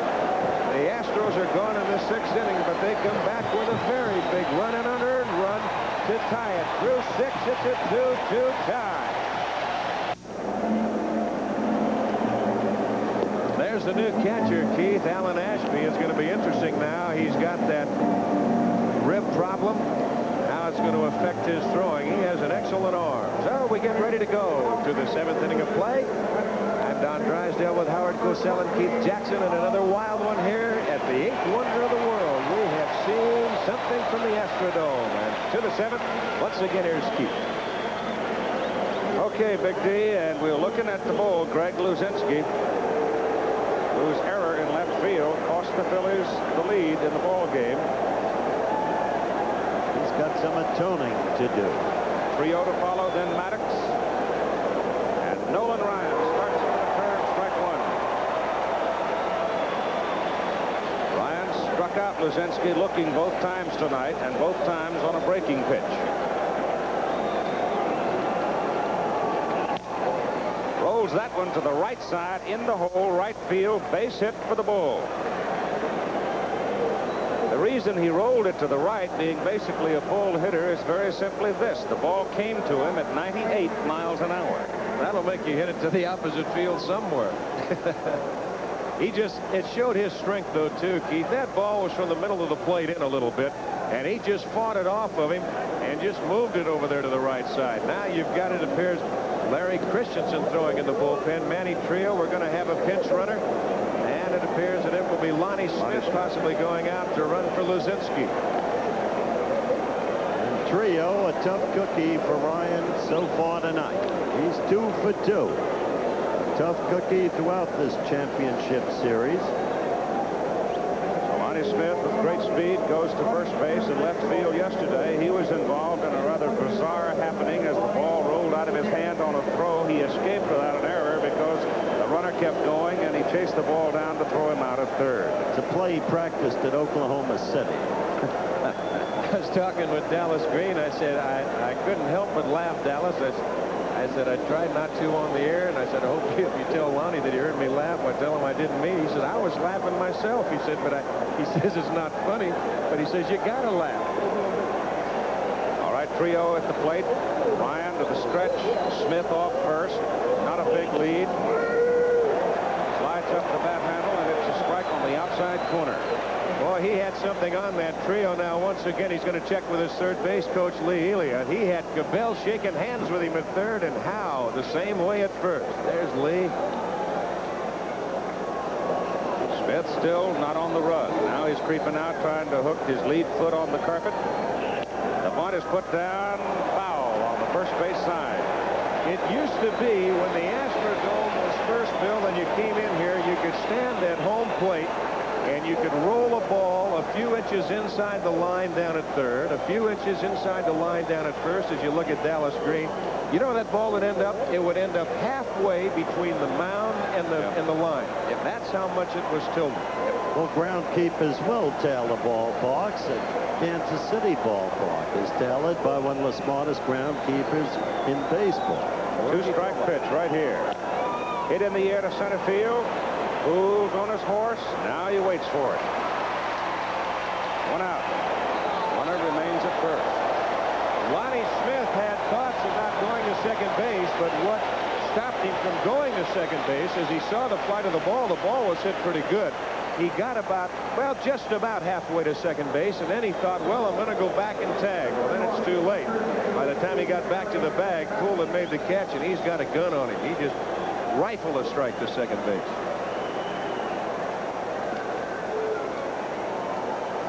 Lonnie might have had to take the bus back if he'd have tried to go to second. Well, the thing, if he got back quicker, Keith, the thing that would have made it possibly a probable play is that Poole was going away from the play.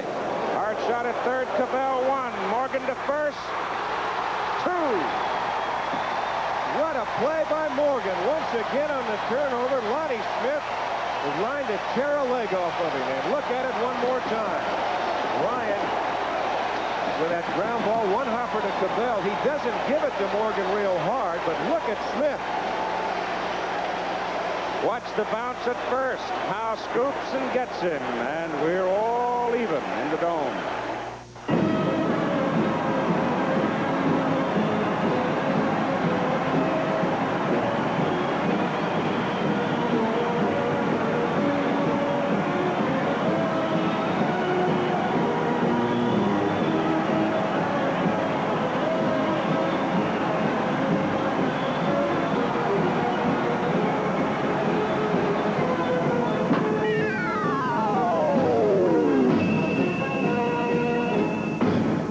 The preceding message was brought to you on behalf of Major League Baseball. Larry Christensen comes in now. Larry, the third Philadelphia pitcher. He was the starter in Game 3.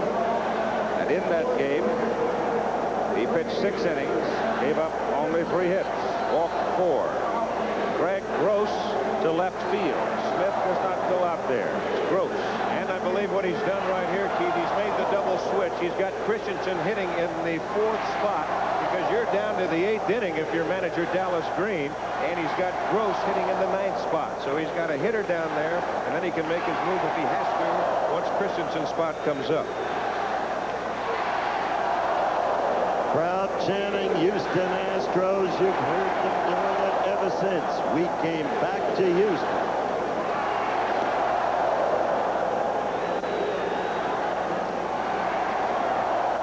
Christensen gets the top of the Houston batting order in the bottom of the 7th inning. Poole, Cabell, Morgan. Houston with a run in the bottom of the 1st. Philadelphia 2 runs at the top of the 2nd. Houston answers at the bottom of the 6th. Ryan gets Philadelphia top of the 7th. And now Poole is up 2 for 3.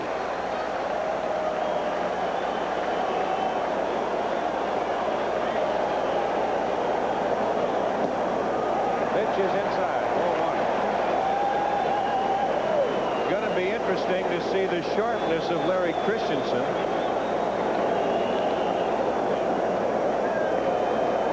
This is a risky move by Dallas Green. Larry went 6 innings. Now we'll take another peek at that last pitch. That got a piece of Eddie Vargo. Off of the glove, up. Appears it got Vargo on the right arm. He's going down in the Houston dugout. And the other senior member of this umpiring crew coming down from right field, down the right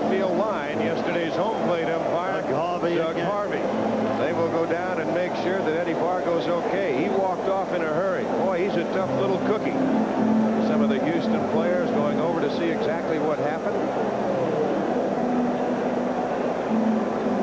There's a look. The trainer working on Vargo. It appeared that it got him on the right arm. And those, probably putting the ethyl chloride on. They hurt. He's shaking, isn't he? He is. He got it pretty good. He's holding his right hand, so apparently that's where it bit him.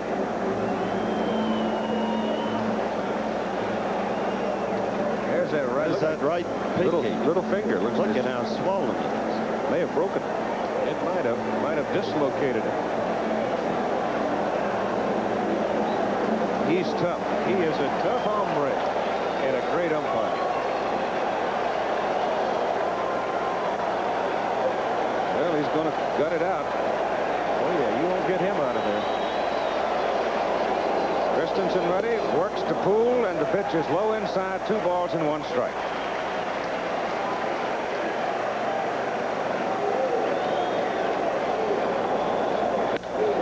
Right field, base hit, Poole. He's 3 out of 4. He has been simply amazing in this series.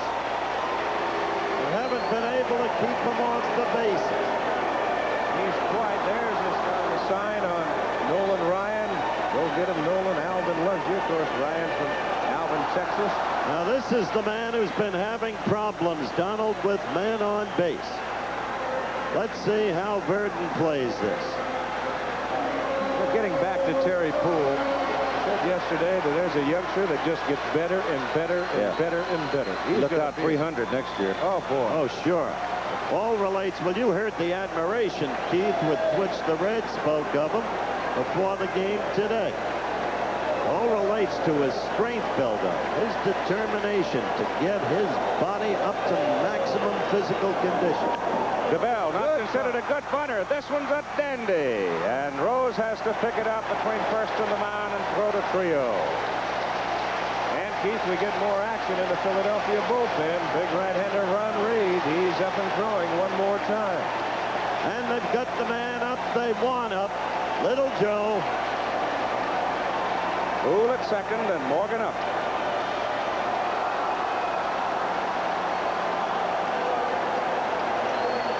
Little Joe was robbed by Little Pete the last time up. Little Joe hit one 400 feet that appeared that it might go out. If anything can go out of this Astrodome. Right here, if you're Larry Christensen, you've got to say to yourself, I don't know who I want to try and beat me, Morgan or Cruz, but I'm going to pitch Morgan awfully careful because I still have first base open. He gets his fastball on the outside corner for a strike. You're not getting an out if you do pitch around him with Cruz.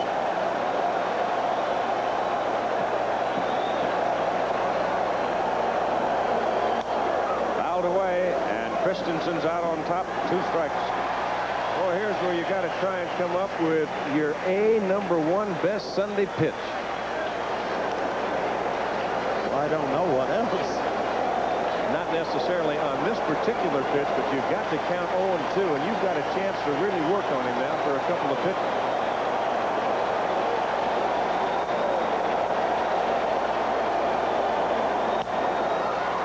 Schmidt over, cuts it off, chases the runner back, throws out Morgan. 2 down. Well, you saw Joe try to go to the opposite field. Well, he pitched him away, and the thing that enabled Schmidt to get to the ball was in the infield and the outfield for Morgan. They claimed to pull. So consequently, when they do that, Schmidt's going to be off the line. Now this, I said earlier that we had the exactly opposite pattern from what we've had in the preceding games of the series tonight, and that graphic proves the point. Intentional pass here to Jose Cruz. They'll pitch to Walling. Walling in the ball game. Remember, he's the fella that hit that slicing liner that Luzinski overran and couldn't flag down for a 2-base error. That's the 4th intentional pass to Cruz in the series. The 8th time that he has walked. Terry Poole is out at second base. He now has 9 hits in this championship series.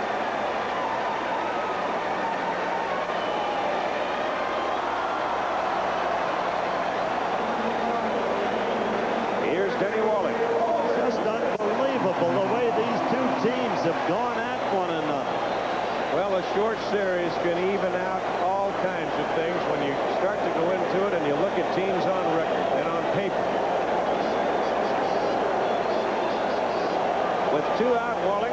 Time call. Fromming rhyming in from left field, calling time. Bruce Fromming, you were talking about him, Howard, looking like Don Nottingham. He took off yelling with both arms over his head, and he took off like Don. He come charging in from left field. He thought someone was chasing him. And whatever it was has been removed, and now we're ready. Christensen to Walling. Hit to right field, base hit. Here comes Poole around third. And the throw through is all the way through. And Cruz goes to third. Astros get the lead.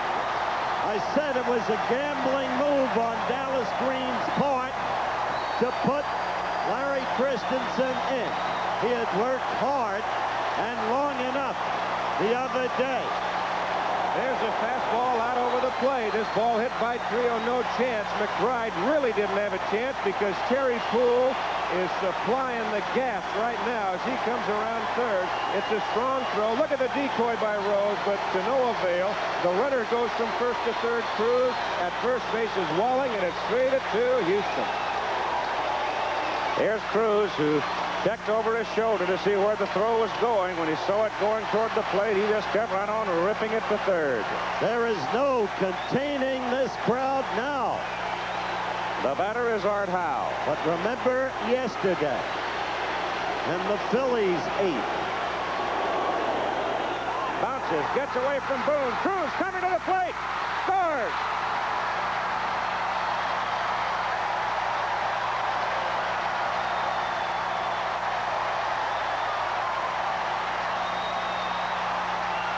What a big run this is. Here's a sinker. It appeared down in the dirt. He tried to get on top. Booney had hit the plate. It could not make a play on it. A desperation throw to Christensen to no avail. Cruz scores. And what a play and what a run.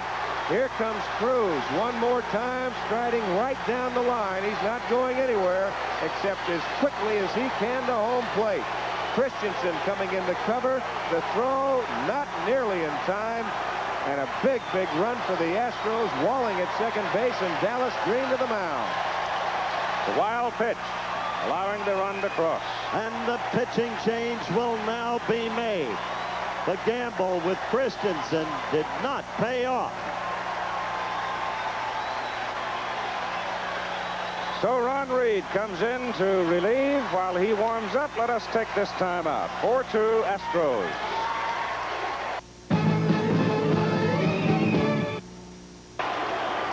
Fourth Philadelphia pitcher, Reed in to pitch to Howe, and Howe hits the ball to right center field. It's in the gap, going through, going to the wall. Here comes Walling to the plate. Here goes Howe around third, and he'll hold there. Yesterday, I remarked that this team reminded me of the Mets of 1969. Today, Joe Morgan said before the game, that loss yesterday will give us more confidence. We're the kind of team that responds to pressure. We seem to need it. We've been the same way all year long.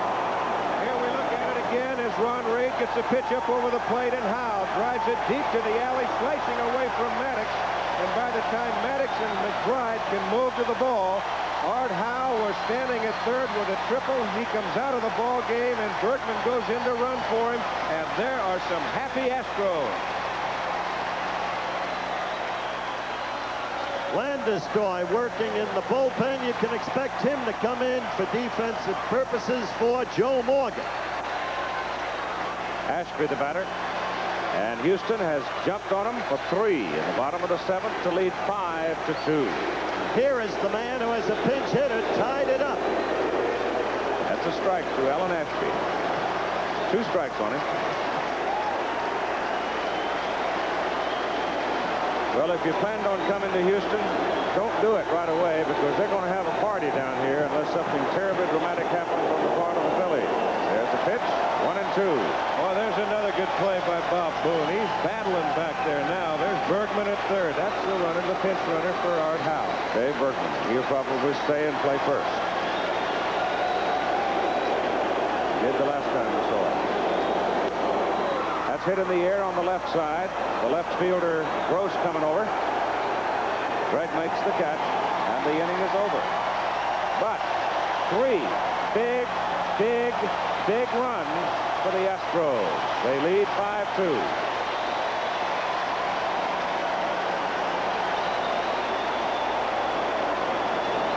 We'll be back with more of the 5th game of the National League Championship Series between the Phillies and Astros after this word from our local station.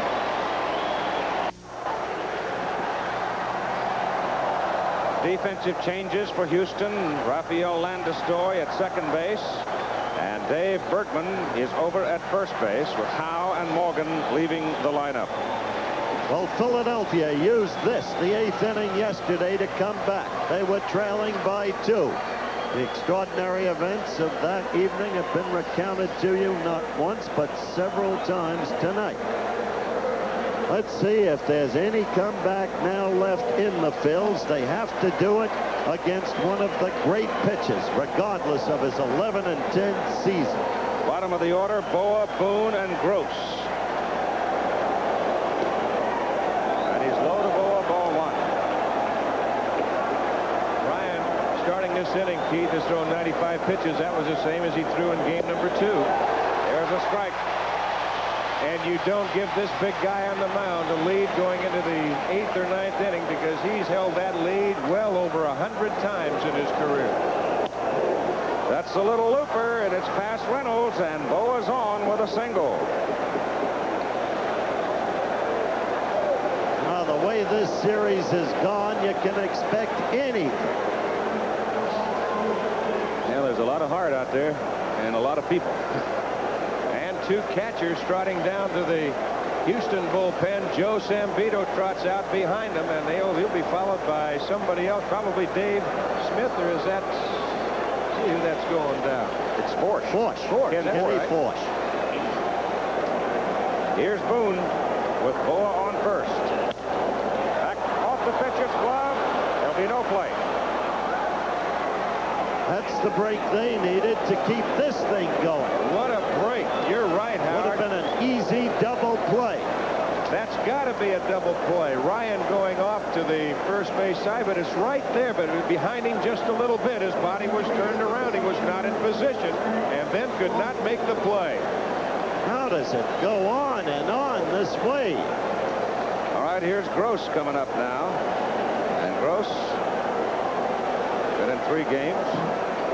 This is where 2 for 2. This is where Dallas made that double switch. Now you've got Gross hitting in the 9th spot. Now you see where he made an anticipatory move that works out. That's Forsch, the right-hander, and Sambito, the left-hander. 2 on, nobody out. Top of the 8th inning. The bunt down the third base line. Cabell slipped, got no start on it at all, and Ryan can't make the play. Cabell was trapped at third. What a play. Look at Dallas Green. What a bunt.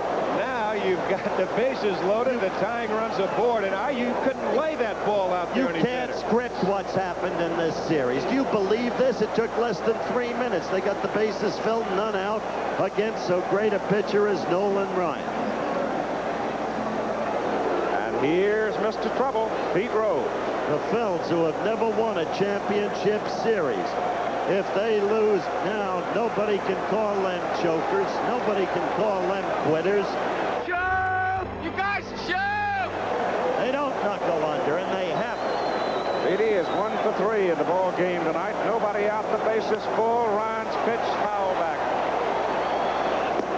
Pitch is eye high. 1-1. And it's high. 2-1. 5-2. Houston lead. Big break off third by Boa. Pitch to Rose. Foul back. 2-2. Close, but it's ball 3. 3-2. Oh, you think this guy doesn't make you work?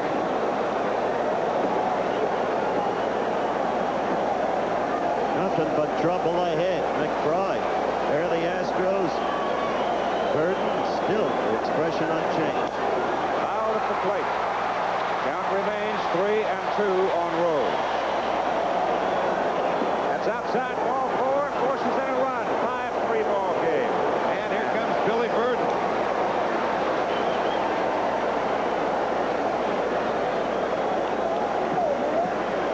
Bases still loaded. Nobody out. Base runners are now Boone, Gross, and Rose. 5-3 game. Ryan would like to have that bouncer back that Boone hit to him. I know that. That was the key to setting up. Zambito is coming in. Though he took the loss yesterday.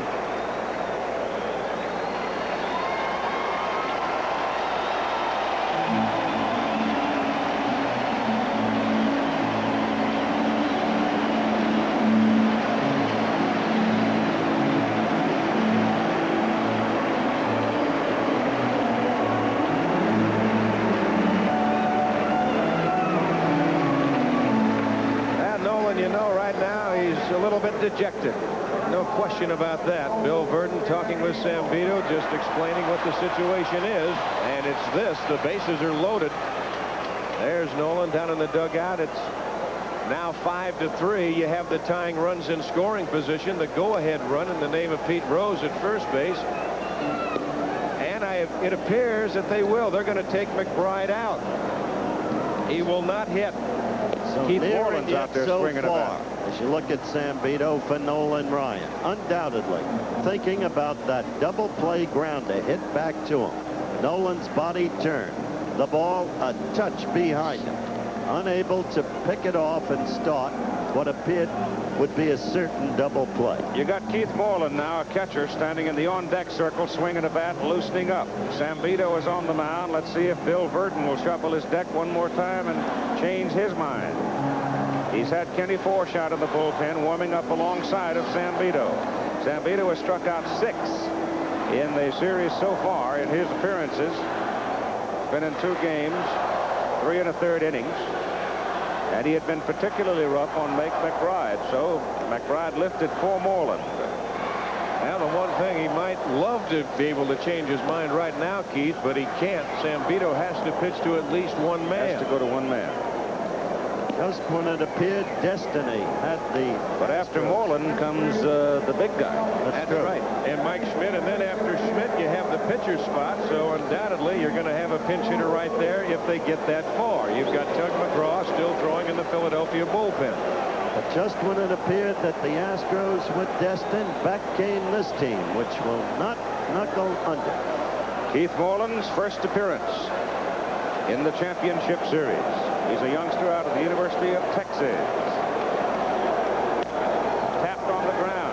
Second baseman. Landestor whips it over to second. That's the only play they've got. And it's a 5-4 ball game now. And the tension just grows as the crowd quiets down.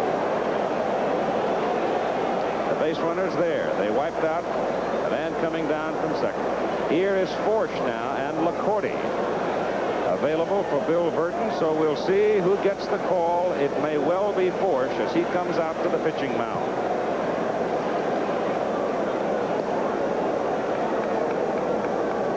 Rose wiped out on the force at second. Not Rose, Gross. No, you're right. Pete Rose was wiped out on the force at second base. Bob Boone scored. Rose is standing over at third right now, Keith, and they will go, it appears, they'll go to Forsh.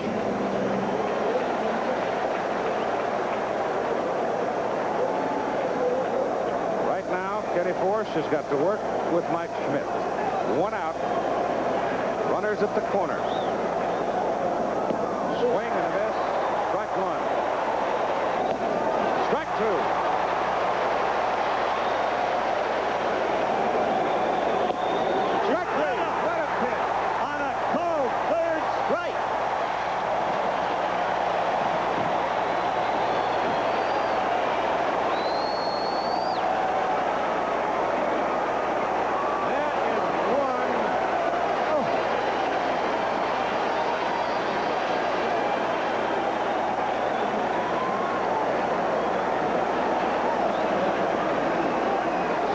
Believe, isn't it?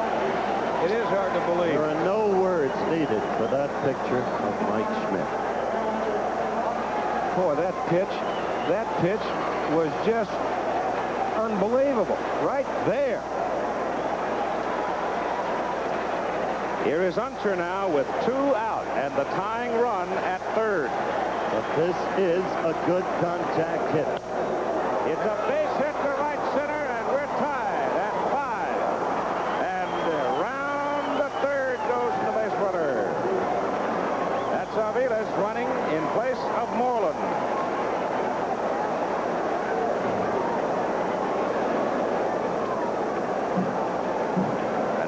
Phillies have the go-ahead run at third.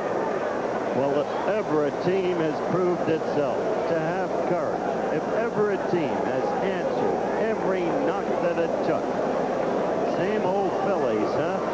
This team has done it. People of Philadelphia can feel proud of it, win or lose. Comeback yesterday, this incredible comeback now. Now Manny Trio is at the plate with the go-ahead run on third.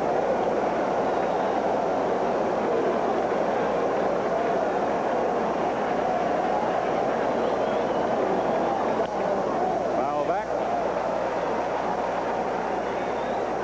Trio with 2 singles. He scored a run. It's interesting just sitting back and thinking how they've been pitching Trio in this particular series. They have not made him hit the breaking pitch whatsoever. They've tried to stay with a fastball on him.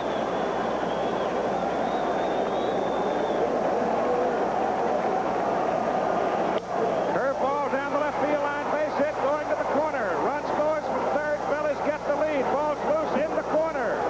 Here comes another run around the turn and banging into the plate and over to third. Goes Manny Trio as Gross came all the way around, and the Phillies have scored 5 runs in the 8th inning.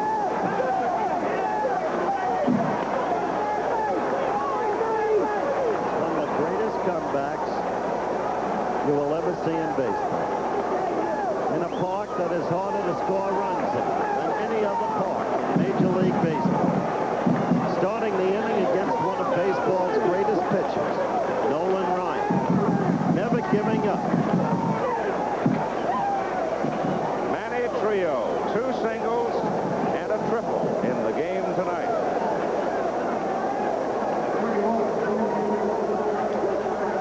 Well, let's take another look at it. There's a breaking pitch. He hung it inside, and Trio just hits it right down the line. That's 1 run scoring. The tying run, I believe, they say kick the bat out of there. The ball gets by the left fielder and goes all the way to the corner. And by the time they move it back in, they put the appeal play on, and the third base umpire, that is Terry Tate, says no, but by the time they got it all back in and the dust had settled, Unser had scored. And here comes Billy Burden one more time. Frank LaCourte has been in the bullpen. Ken Forsch is not able to do it. Zambito was not able to do it. Ryan seemingly had everything in the palm of his hand with a 5-2 lead going to the top of the 8th inning. Think of the flow of this inning alone, the shifting tide. Forsch apparently sharp, striking out Mike Schmidt, the home run king, with an absolutely perfect pitch. Then Del Unser simply meeting the ball, turning the hands over, pulling it to right for a single. And now this from Trio. Burden leaves Forsch. Score is now Philadelphia 7 and Houston 5. There's the bull. He's gone in and changed. He's got his workout jersey on. He's back out rooting. Steve Carlton right alongside. The batter is Maddox. Swings and misses. Strike 1. There got 2 out. But Trio's at third. There was a picture from our vantage point here shooting down to that Philly dugout. It's just like a row of jaybirds kind of sitting out there watching what's going on. Maddox fouls it away for strike 2. Every pitch they move up to the bar. After every pitch they move back. They walk around. Then they find another hole. They go back up and take another view. Now watch them.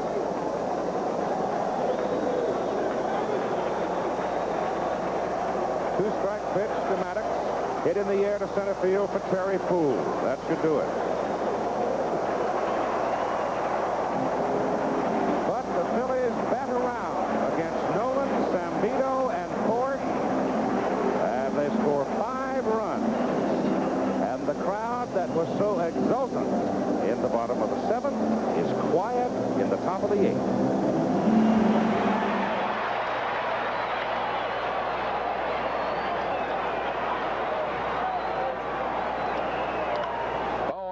Drive, base hit, left center field. Larry leads off the Phillies 8th with a single. Phillies 6th hit off Ryan. 5-2 Houston. Boa first base, nobody out. Boone will be followed by Greg Gross. Off the glove of Ryan, and it's going to be safe all around. Phillies have 2 men on base and nobody out in the 8th inning. 2 men on base, nobody out, 8th inning. 5-2 Houston leads. Gross a bunt. It's a good one. Nolan Ryan, no play anywhere. A bunt single. Greg Gross and the Phillies have him loaded. Nobody out. Greg Gross, a bunt base hit. And the Phillies fighting to come back. 3-2 pitch. Wide ball 4. He walked him. Boa comes in to score. It's a 5-3 ball game. Bases still loaded. And out of the dugout comes Bill Verdon. Unser, a base hit to right center field. Phillies have tied it. Aviles on his way to third. Del Unser, a pinch single, and this is a 5-5 ball game. The 1-strike pitch. Trio, a line drive, fair ball, left field line. Aviles scores. Here's Del Unser being waved around. He's going to score. Manny Trio at third, a triple. Phillies lead at 7-5. What a comeback by this great bunch of Phils. Tug McGraw is on the mound for the Phillies. He's been in all 5 of the championship games. Tug McGraw. Del Unser has gone to play right field. Tug is the first, as you see, to appear in all 5 in a playoff series. There's Unser. 7-5, and the crowd is in shock, as I'm sure the Astros are in shock, and many millions of you are in shock. 5-2 lead. It looks so sound. Well, I know the viewers that have been following us for all 5 games, Keith, they got to be saying the same thing that we've said. Can you believe it? Now what? Well, it's baseball, little things. Ground ball from Bob Boone that should have been a double play, but wasn't. An unlikely hero in Del Unser. All right, it's Craig Reynolds, Gary Woods out in the pitcher spot, and then Terry Poole. LaCourte in the bullpen. For Houston, staying there. Saucier and Dickie Knowles in the Philadelphia bullpen.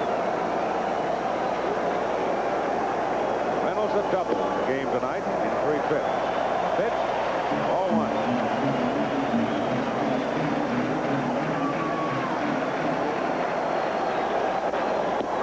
Strike.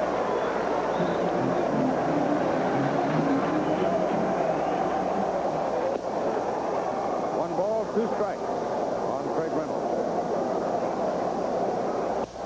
Broken back, roller up the middle. Trio goes over, flags it, no play. Reynolds on. Here we go again. Well, that is just taking a bat right there and just breaking it in half. And again, that old story that you hear in this game, having eyes. McGraw looking at the barrel of the bat going by, trying to look at the ball going by. Trio had Reynolds played the pull, went over, backhanded the ball. You can't count this out as no play because Manny's got a great arm. But he says, nope, not with Reynolds running, I can't make the play. Gary Wood at the plate in the pitcher spot to hit. Terry Poole on deck.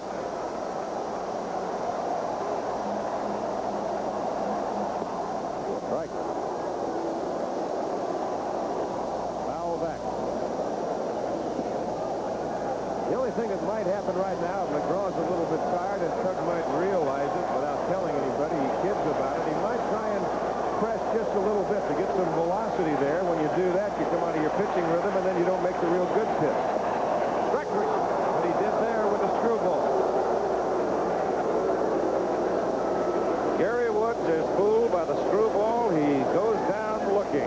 See the left-hander turn it over. The ball sinks. He's gone. Boy, it is right there, too, Keith. What a pitch.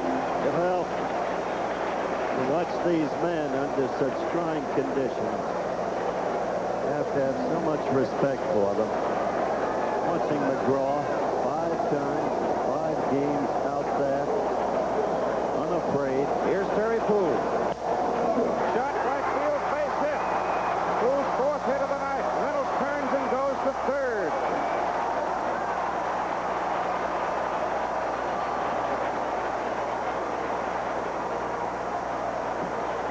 Poole has been just amazing. Well, this pitch was right there. He got a good pitch to hit, and he hits a shot by Rose. And very alertly, Dale Unser thinking one thing. You keep the tying run from the scoring position. Base runners are now Reynolds over at third, Poole at first, and Terry has 10 hits in the series. That's the most ever. The old record belonged to Pete Rose. You've got the tying run on first base.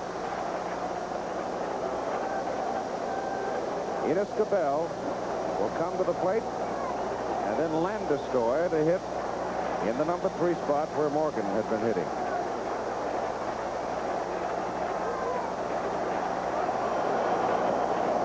Enos swings and misses. That's a funny swing by Enos. It looked like he was looking for the pitch out away from him, and he actually almost jammed himself with that swing. He had a funny swing at this.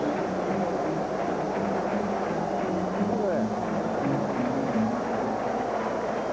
It doesn't appear to be an Enos Cabell swing.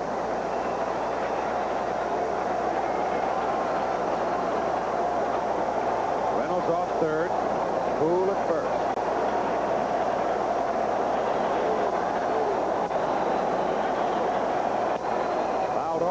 Two on Cabell.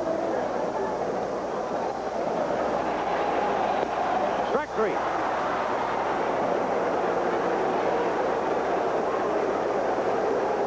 For the first time, some boo birds. What a job by McGraw. Well, he's done a great job in getting two people like Woods and now Cabell on called third strike. Boy, that's when you really feel like you've been cheated, when you call out and not go down swinging. Here's Landeskog now with 2 out. 7-5. The Phillies lead. Houston batting bottom of the 8th. The Phillies scored 5 times in the top of the 8th. You can't second guess Verdon for being down to Landeskog, although he's not that much of a chump with runners in scoring position. A 3-run lead. Landeskog buttressed the defense at second base, Morgan having played the series on one leg.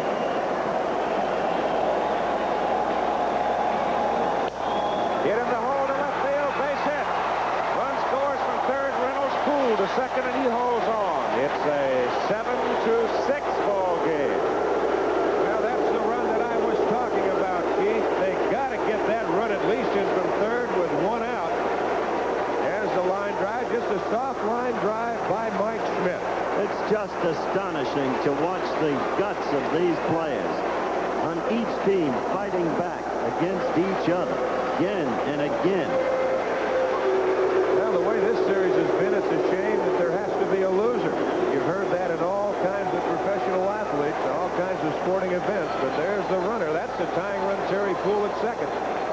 Rafael Landeskog with excellent speed at first, and look who you got hitting. Jose Cruz.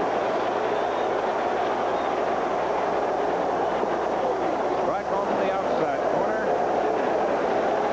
Knowles and Saucier are still up in the Philadelphia bullpen in the bottom of the 8th inning. The Astros fighting back to get a run. Trail now by 1, 7-6. You know Dallas Green wants to go with McGraw as long as he possibly can. Pitch is in the dirt.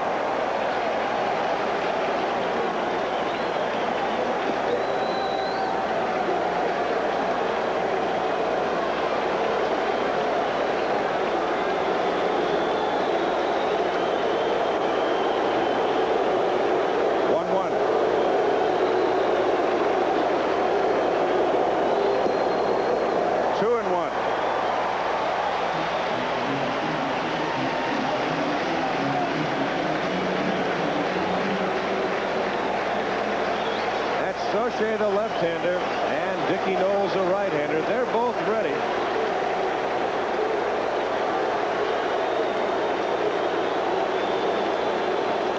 Fouled off. It's 2-2 to Cruz. Oh, I bet he'd love to have that pitch back. Right up there, wasn't it? He had a pitch to hit and just did foul it back. Joe Niekro leaning out. Billy Burton looking to line up car. You look at the Philly dugout. They go to nail biting time. Dallas Green walking, arms folded. There's Steve Carlton leaning out in front.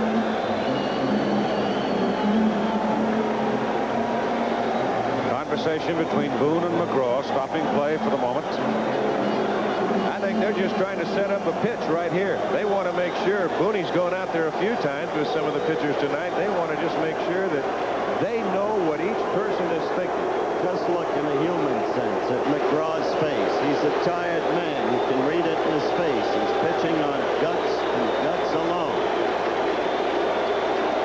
2-2 to Cruz. Foul back. 2 out. And he's pitching against the runs batted in leader, but the tying run on second. The runs batted in leader of the team, Cruz, who has the capacity to hit left-handed pitchers and who, as we have said, uses the whole ball.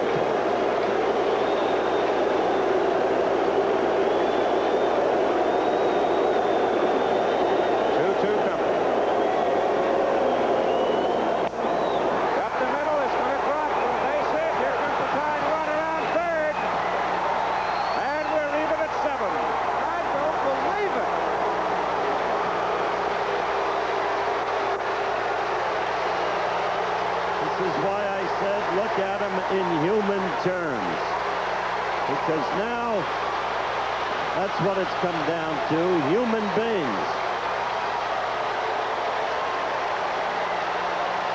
The go-ahead run is now at third in the person of Rafael Landeskog. Another look here, and Green coming out as we have the replay, and Cruz just laid the bat on it and dumped it in center. That's all he did, Keith. He got it out on the end of the bat, and Gary Maddox had no chance whatsoever to make a play on Poole. He looks, he starts, and said, no way. Just give it back to the infielder, and there's the tying run. And now the man holding his arms up right there, a tough cookie, and that is Denny Walling. What a ball game. They are two weary teams now. McGraw appears to be selling himself, as you see Poole at the water fountain, to Dallas Green, and Dallas is going to leave him. He says, I know he wants to stay with him as much as he can. His heart is with McGraw. You know that. Dallas, a tough decision to make. Do you go to the youngsters here? Do you go to the bullpen and Sauché and Knowles, or do you turn around and you stay with my veteran? There's the go-ahead run. Rafael Landeskog at third base. And the big man at first, and Jose Cruz, and here's Denny Walling. Walling on the game tonight. The second base on Luzinski's error. He is single. He has scored twice. Pitch is high. Ball one. Cruz on base now. 15 of 22 times with 8 walks, 6 hits, and a fielder's choice.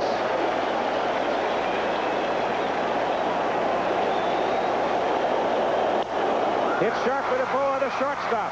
Over to second to Trio to get the force. We have played 8 innings of baseball in an incredible series between the Phillies and the Astros. And we're all tied at 7-7 going to the top of the 9th inning. Well, I think I'll just take a deep breath with you and rest. We are back here in the Houston Astrodome. Even the fans have grown weary. They're emotionally spent. You're watching maybe the most incredible championship baseball series ever played. Their emotions are stripped bare on both teams.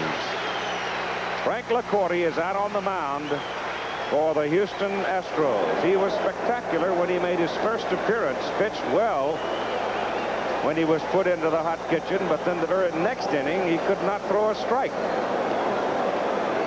Let's see what he can do here as he is summoned by manager Billy Burton. Well, he's got another guy that he's got to lead it off with who can just be a little pain in your side all the time, and a great battler. Larry Bowa to lead it off, Keith. Bowa, Boone, and Gross. They proved in the bottom of the 8th they were not easy, because it was Bowa who singled, Boone singled off Ryan's glove, and Gross bunted perfectly, and that started the merry-go-round for the Phillies when they scored 5. The Phillies have stranded only 2 base runners in the ball game tonight.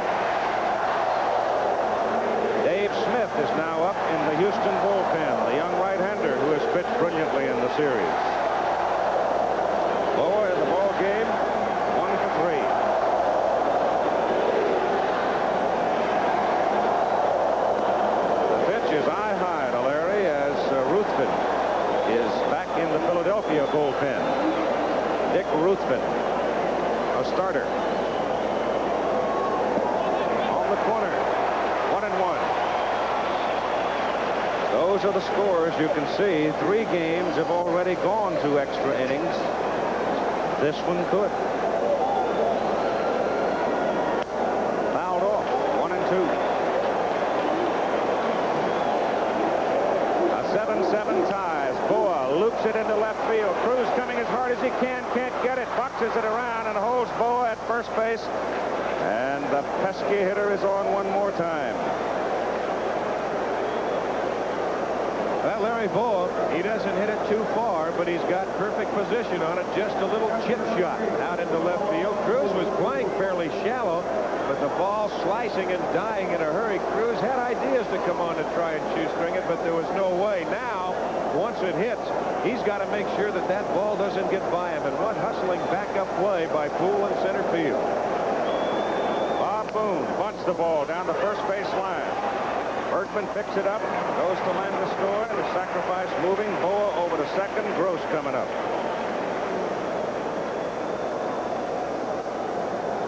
Contribution of Gross going back to that bunt in the 5-run Philly 8th, simply enormous.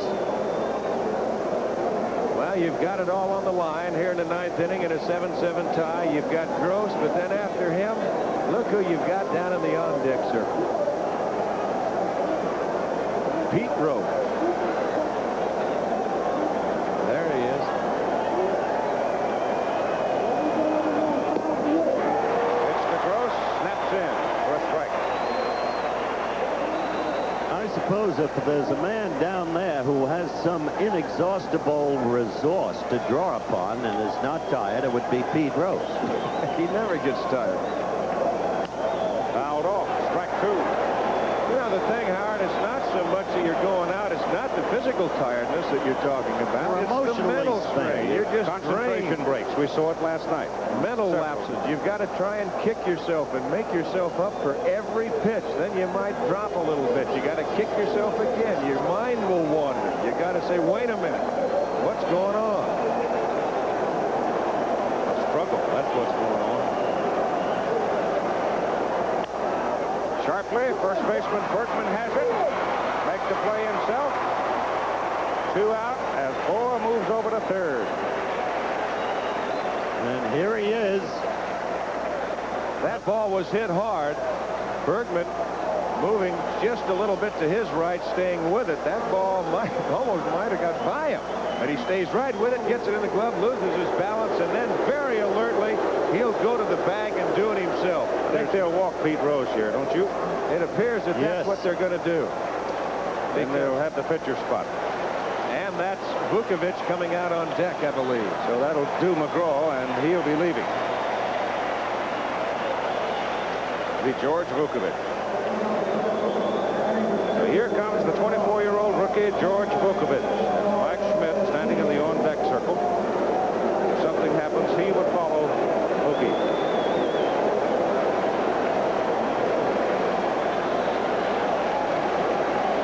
There's Larry Boa at third. There's Pete Rose at first. 2 out.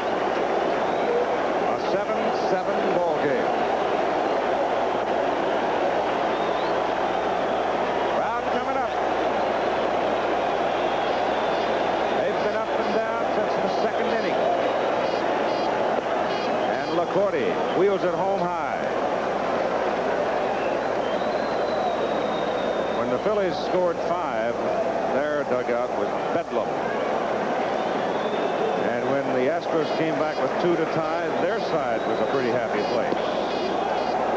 2 balls and no strikes now as LaCourte wonders a bit on Vukovic. We have seen an ebb and flow for 4 days. Just an elevator of emotion. On the ground to the shortstop, Reynolds. Throw to first base in time.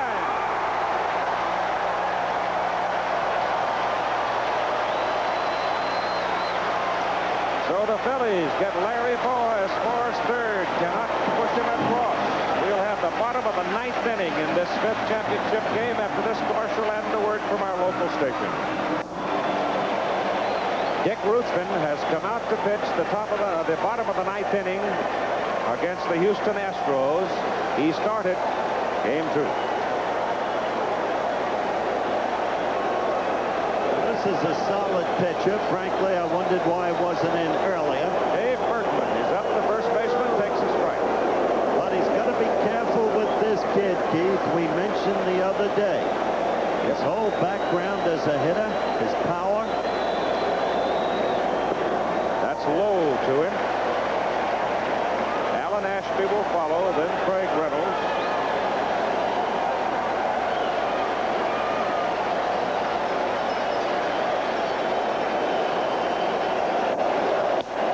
Sharply hit. Trio had him played just right.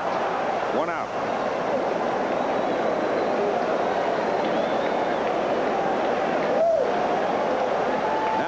Who hit a single back in the 6th inning to knock a run home.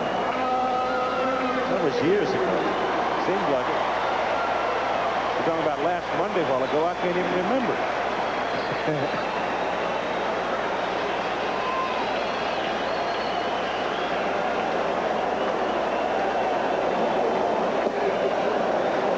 Change misses. Took a little off the breaking pitch and it dropped inside.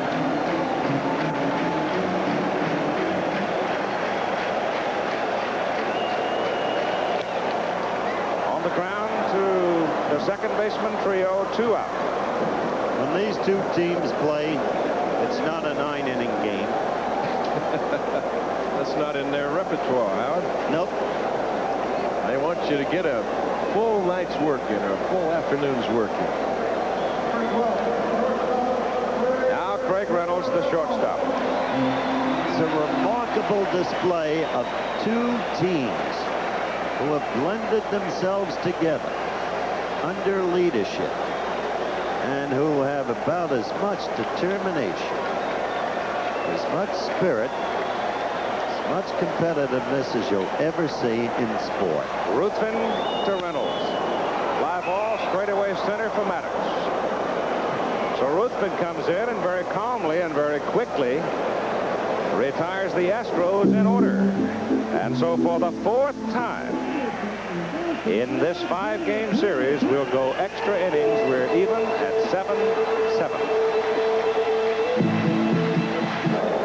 In a 7-7 ball game, we're going to the top of the 10th inning. LaCourte is out now to pitch to Mike Schmidt. Then it'll be Unser and Trio.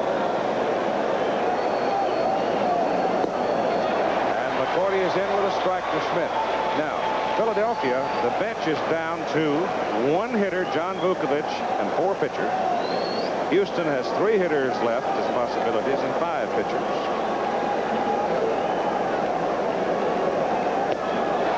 Strike 2. Obviously, you guard the line at this juncture. Both Cabell and Bergman. 2 strikes on Mike Schmidt.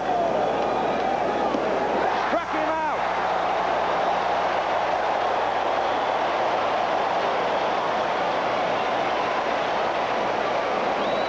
Nolan Ryan struck him out in the 3rd.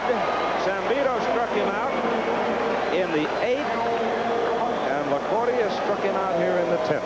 Have you ever, Don, in all your years in baseball, seen anything like this? No, I never have. I think right there that Mike telling him where the pitch was. You might select a single game to match any single game in this series, but sustainedly, 4 such games as we have had, no. Down the line to the corner by Unser. Unser around second. The ball comes in, and he stands there with a double. So that's twice Del Unser, a reserve, has done it. And you know, there we look at it again. There's a shot, and it comes up off of the dirt to Bergman, goes over his glove, and now it's a good play for the right fielder to move over. And that's Woods to make the play. But you know, it's funny, when we got out here to the ballpark very early this afternoon, as you look at Del Unser, Del was taking a batting tee with the coach Billy DeMars, going back underneath the stands and just working on something. And how that could have paid off tonight. A key base hit and now the double. And Trio is up, and he's been troubled. Curve just misses. The outfield is Cruz, Poole, and Woods now with Walling out. Well, as Don said the last time Trio was up, they have not changed their pitching pattern on him, and since they have not been successful against him, you'd think they would. Now he's gone to the breaking pitch. Yep. He missed with a curve, and he hits a good location with a curve. And it's 1-1.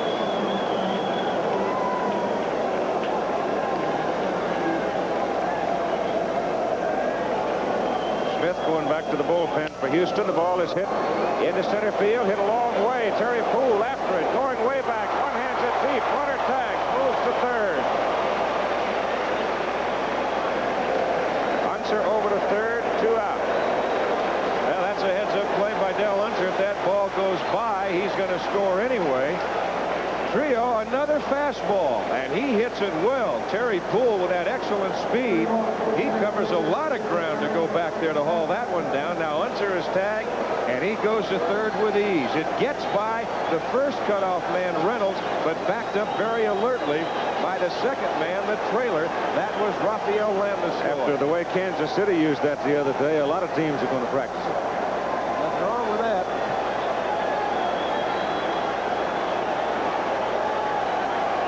They're going to say an appeal at second base. They say no. Second base umpire Bob Engel made the call. I was watching him, and I was pretty sure he didn't leave. No, he went back there in plenty of time, Keith. He started just a little ways, and then he went back. He saw where the ball was going to go, and he knew that Poole was going to catch it. That ball carried rather better than balls hit to right and left. No question, the ball carries better to center field in here than any place else. Maddox is the batter. Gary swings. It's a base hit. Poole overruns it. Run scores from third. Unser to give Philadelphia the lead 8-7 in the top of the 10th. Poole made a great try at it. He almost came up with it, then overran it a little bit. Maddox goes on into second. For a single game, I guess for sustained response to pressure. Let's watch it again. He drops from the side. He throws the fastball from the side, and Gary Maddox is laying right on it. Poole comes in, makes an excellent effort, a great attempt. Just could not make the play on the ball that was sinking too fast. I guess for sustained response to pressure and excitement. So the second baseman, Landeskog. The 75 World Series was the best, but I don't think it had what this series has had. So the Phillies fight back, lead 8-7. We'll go to the bottom of the 10th after this word from our local station. Al Michaels with Johnny Bench upstairs. Don Drysdale has gone down to the Dodger clubhouse. Should the Dodgers clinch it, we'll go down there. The 3-0 pitch. Ball 4. So the winning run at first base. Ron Say at first, and the 2 down Dusty Baker, who's had a perfect day. 3 singles and a double. 4 for 4 today. He's hitting .500 in the series. He is 7 for 14. Baker hits it into center field. Maddox coming in and drops the ball. Say will have to stop at second. Well, a little looper into center field, and Gary Maddox looked like he had it all the way. The 1-0 pitch is hit into center field for a base hit. Ron Sabine waved in. It's all over as it gets by Maddox. The Dodgers win the pennant again.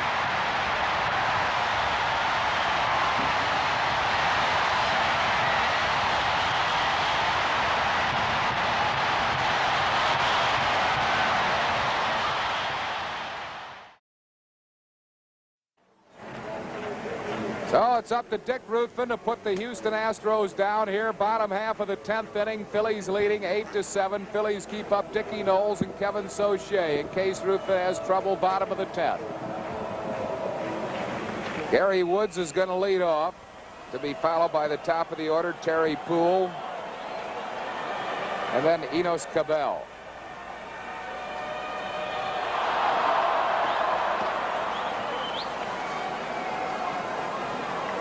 Woods goes back to the dugout now. It's like Danny Heap. Danny Heap is going to come out as a pinch hitter. Woods wasn't in this ball game, was he? I don't know what he was doing in the on-deck circle. He pinch hit, but he didn't stay in, did he? I guess he did. We must have missed it. He must have stayed in the game and played right field. He stayed in the game and played right field, so Danny Heap is batting here as a pinch hitter. His first appearance in league championship play. Danny Heap during the regular season hit .276. He'll be followed by Terry Poole, then Enos Cabell.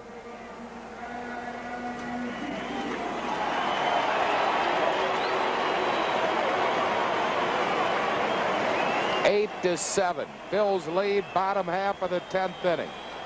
Ruthven in his second inning. 1-0 to Danny Heap. Guy coming cold off the bench. You want to just try to stay ahead of him. Dick Ruthven has ice water in his veins. Guarantee you. Yeah, he does that. Ball and a strike to Danny Heap.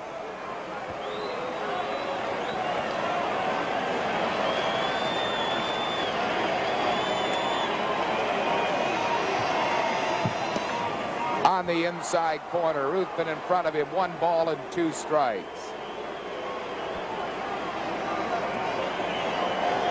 Bottom of the 10th, Phillies lead 8-7. Wide, it's 2-2.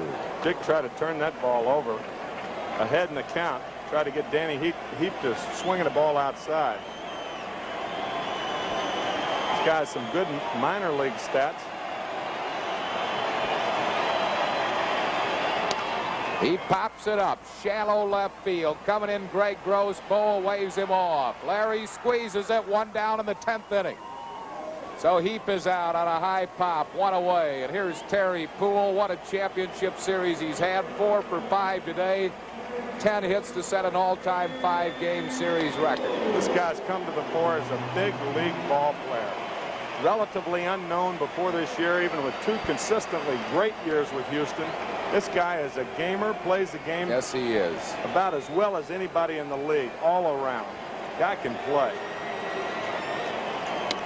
He hits it in the air to center field deep, but Maddox is there. 2 down in the bottom half of the 10th inning. 1 more, and the Phillies are in the World Series. 2 away. The batter's going to be Enos Cabell. Ruthven 1 out away. Enos Cabell 1 out of 4 officially. Dick Ruthven's doing what he wants to do, is stay ahead of the hitters. First pitch fastball. You don't want to walk anybody in this situation.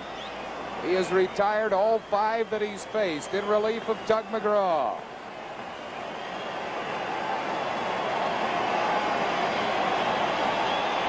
One more and the Phillies are in the World Series. Luke foul down the right field side. 1 strike to Enos Cabell. One thing you don't want to do right now, you're ahead of him, don't give him anything to hit. This guy's swinging the ball 2 feet outside. With 2 strikes especially, with 1 strike probably. Bad ball hitter. Mike Schmidt guarding the line at third. Pete Rose semi-guarding the line at first base. Rafael Landistoi on deck, Harry. Not Joe Morgan. Right. Joe Morgan is out of this ball game. Of course, Landistoi got a big hit. Yes, he did. Yes, he did. 8-7 Phillies, 10th inning. Missed with a breaking ball, 1-1. Dick Ruthven.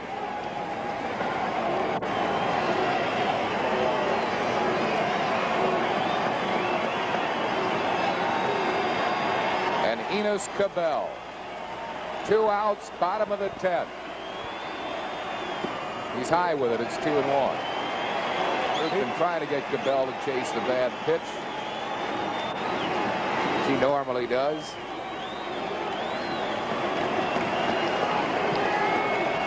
Two down, bottom half of the 10th inning. Just missed. Just missed. 3-1. Thing you have to worry about, you put Enos Cabell on. He's not swinging a bat like I thought he would. He's much more selective. This might be the most selective at bat he's had. It probably is. It probably is. He is definitely a threat to steal a base. That's what's on Dick Ruffin's mind. You got to make him hit the ball.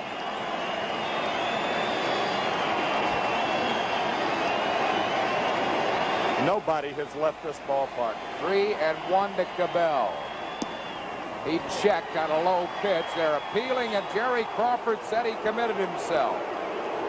Jerry Crawford said he committed himself, so it's a 3-2 count.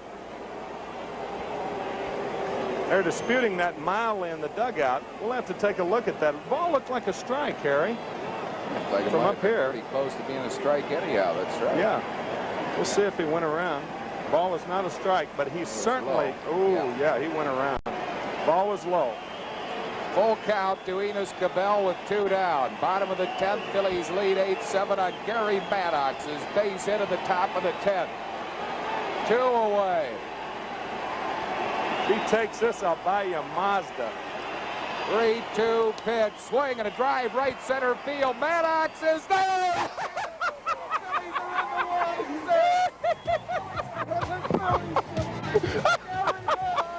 Touches the final out of the game, and look at them, they're in it. All right. The Phillies, after failing 3 previous times, have done it. Look at that ball club. We'll be going down to the clubhouse shortly. The Phillies have won in 10, and they're being mobbed. The Phillies are in the World Series. Bob Boone, a touching scene there with Penny Bush. What a ball game Boone he had. Look at him. Unbelievable ball game for Bob Boone here. I can't believe the game he played today. More than any other Philly, in my opinion, he's to be given credit. Gary Maddox, big base hit. Look at Gary. I'll tell you, a season of ups and downs and highs and lows ends up with the Phillies in the 1980 World Series. Dallas Green hugging Paul Owens, Phillies general manager, in another touching scene. There's the Pope in Dallas. There they are. Paul Owens. It's been their ball club.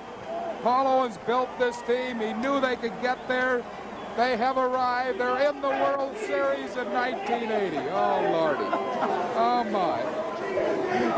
Jimmy, I'll tell you one thing, pal. This is about as excited as I'll ever be. Listen, Harry, I've played in 3 series, and I can't believe that I'm more excited right now than I've ever been.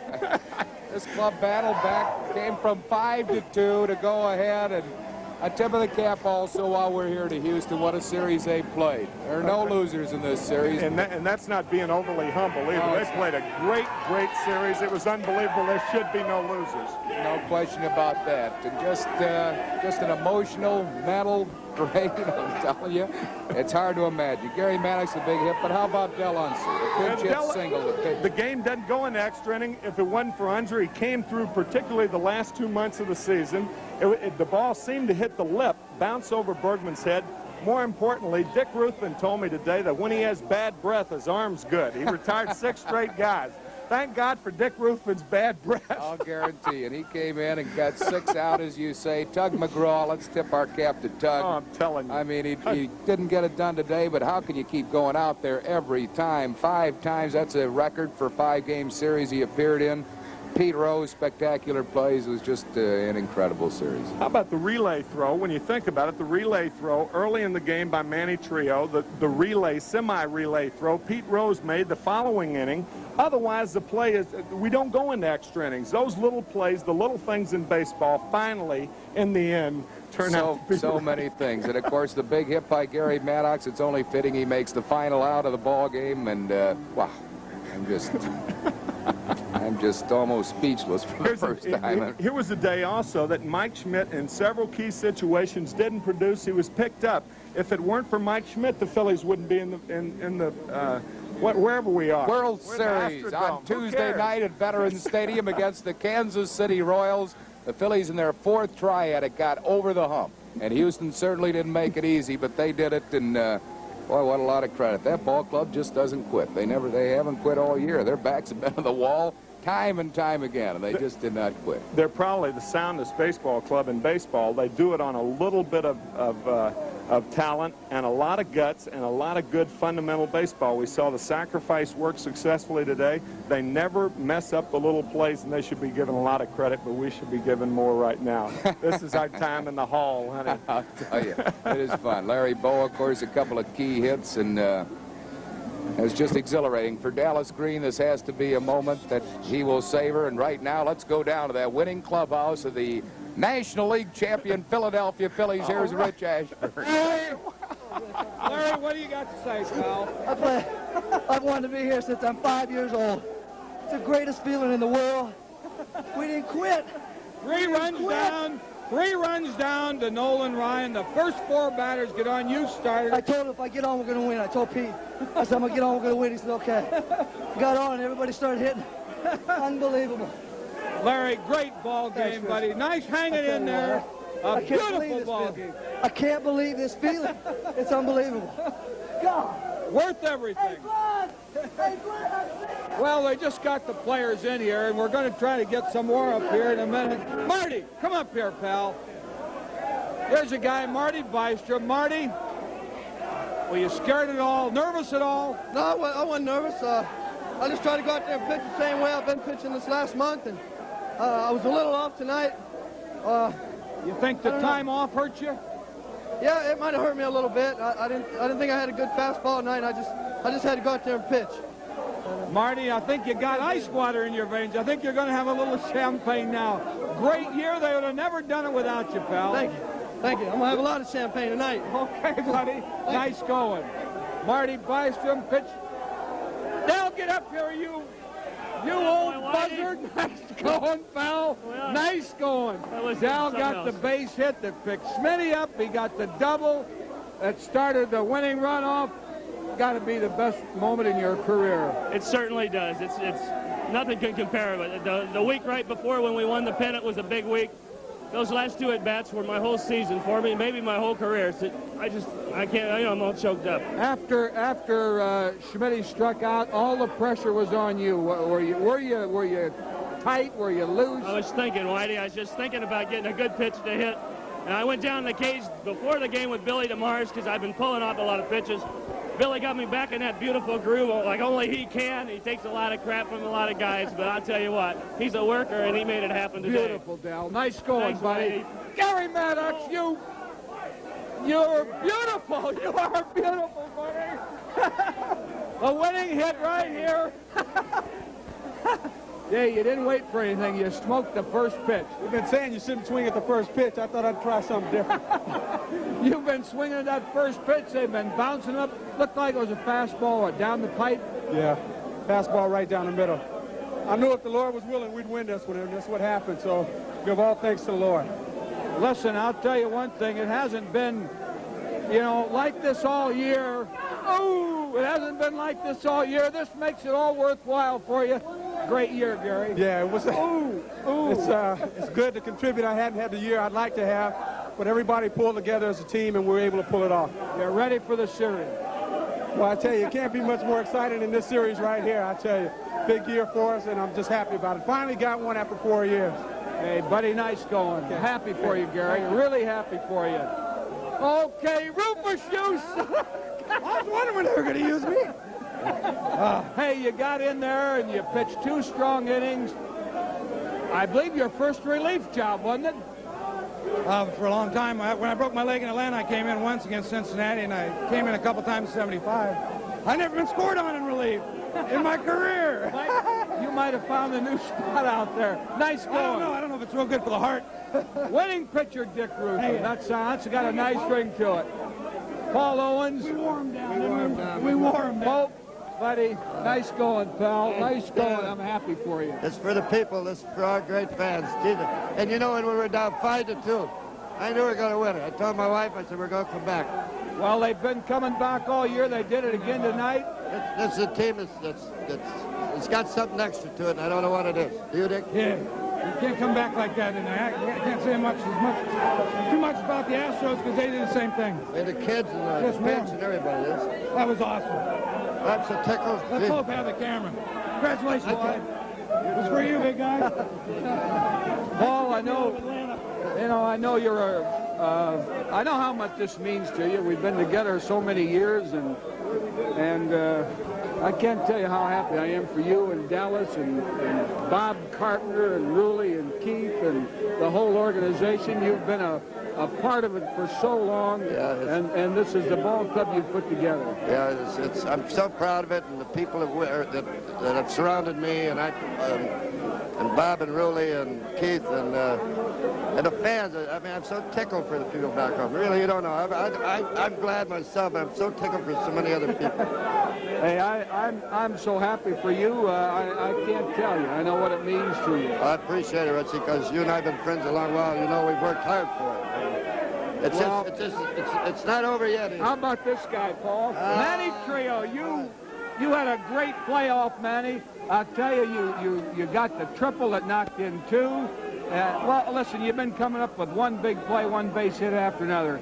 Has to be your happiest. A week ago was happy. This has to be better. Well, I think I never played better. Either the regular season, this fight game, I think it made for the whole season. And today, I mean, like I probably know I blew the second game down in Philadelphia. We not made contact with I think it was 19. I don't remember right now, but I'm telling you, I feel great right now. Forget that. First World Series. Oh, yeah, I'm telling you, I was really looking for because I've been thrown out twice, so to go up with one right now and be playing every day, it's feeling really good now. There's your wife over there, Manny. She waved at you. Well, I'll tell you, Manny, you really rose to the occasion this season, your best season, up in Montreal, here in this playoff series. Well, I got to tell you all this. Me and my wife, I told my wife I'm going to be the MVP of this series because we were thinking if Jerry White for the Kansas City was, why not me? Good going, buddy. We got a break for a commercial. We'll be back here in the clubhouse in a moment. 3-2. He hits it to right center field. Maddox going. It's over. The Phillies win it. 8-7. So they are not the same old Phillies. They are the 1980 Phillies. They did it as hard a way as it has ever been done. They did it with a controversial manager, openly disliked by many of his players, but they did it. And they did it because somewhere within them, there was a spirit that would not be quelled. And the disappointment that you see, the gloom in that Houston dugout, so understandable because they had been so great. That's Gary Maddox that they're carrying along there. He had a great championship series. He made the final out. Congratulations to them.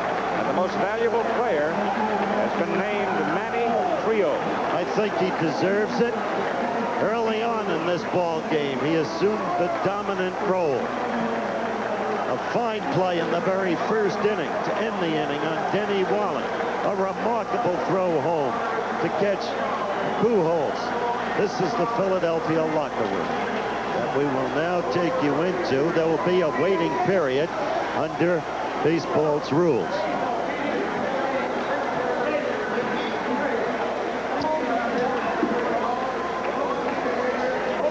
Dallas Green exultant in victory. The final score in Game 5, Philadelphia 8, Houston 7. Stay with us now for live interviews from the locker room. The executive producer of ABC Sports is Roone Arledge. Coverage of the National League Championship Series was produced by Dennis Lewin. Directed by Joe Assetti. Our technical director, Joe Nisi. Associate director, Ned Simon. Technical manager, Scott Hunter. Unit manager, Phil Annis. Traffic manager, Hal Schmidt. Research, Jerry Klein, Steve Hurt. The Championship Series of the National League has been brought to you by Chevrolet and your Chevy dealer with Chevette Monza Citation and the new Monte Carlo. Chevy's up ahead for 1981. and by light beer. Everything you always wanted in a beer and less. Travel arrangements made through and promotional fee paid by United Airlines. United flies more people to Hawaii than any other airline. That's what friendly skies are all about. Stay tuned for live interviews from the locker room after this message from our local station. In the decisive 5th game, Philadelphia once again received last rites. But versatile Greg Gross laid down a perfect 8th-inning bunt to load the bases.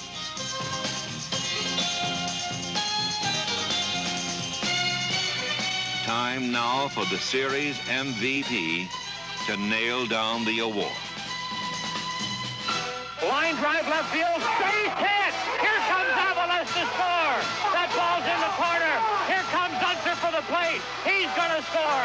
He goes into third, Manny Trios to third with a 2-run triple!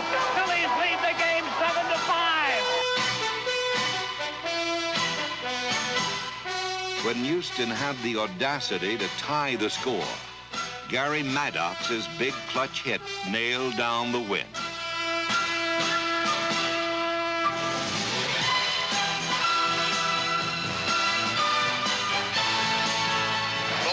By Ruthven. The 3-2 pitch. Here's a punch shot to center field. Maddox racing over. He catches the ball. Phillies win the pennant. The Phillies have won the pennant. The Phillies win the ball game 8-7. They go to the World Series for the first time in 30 years.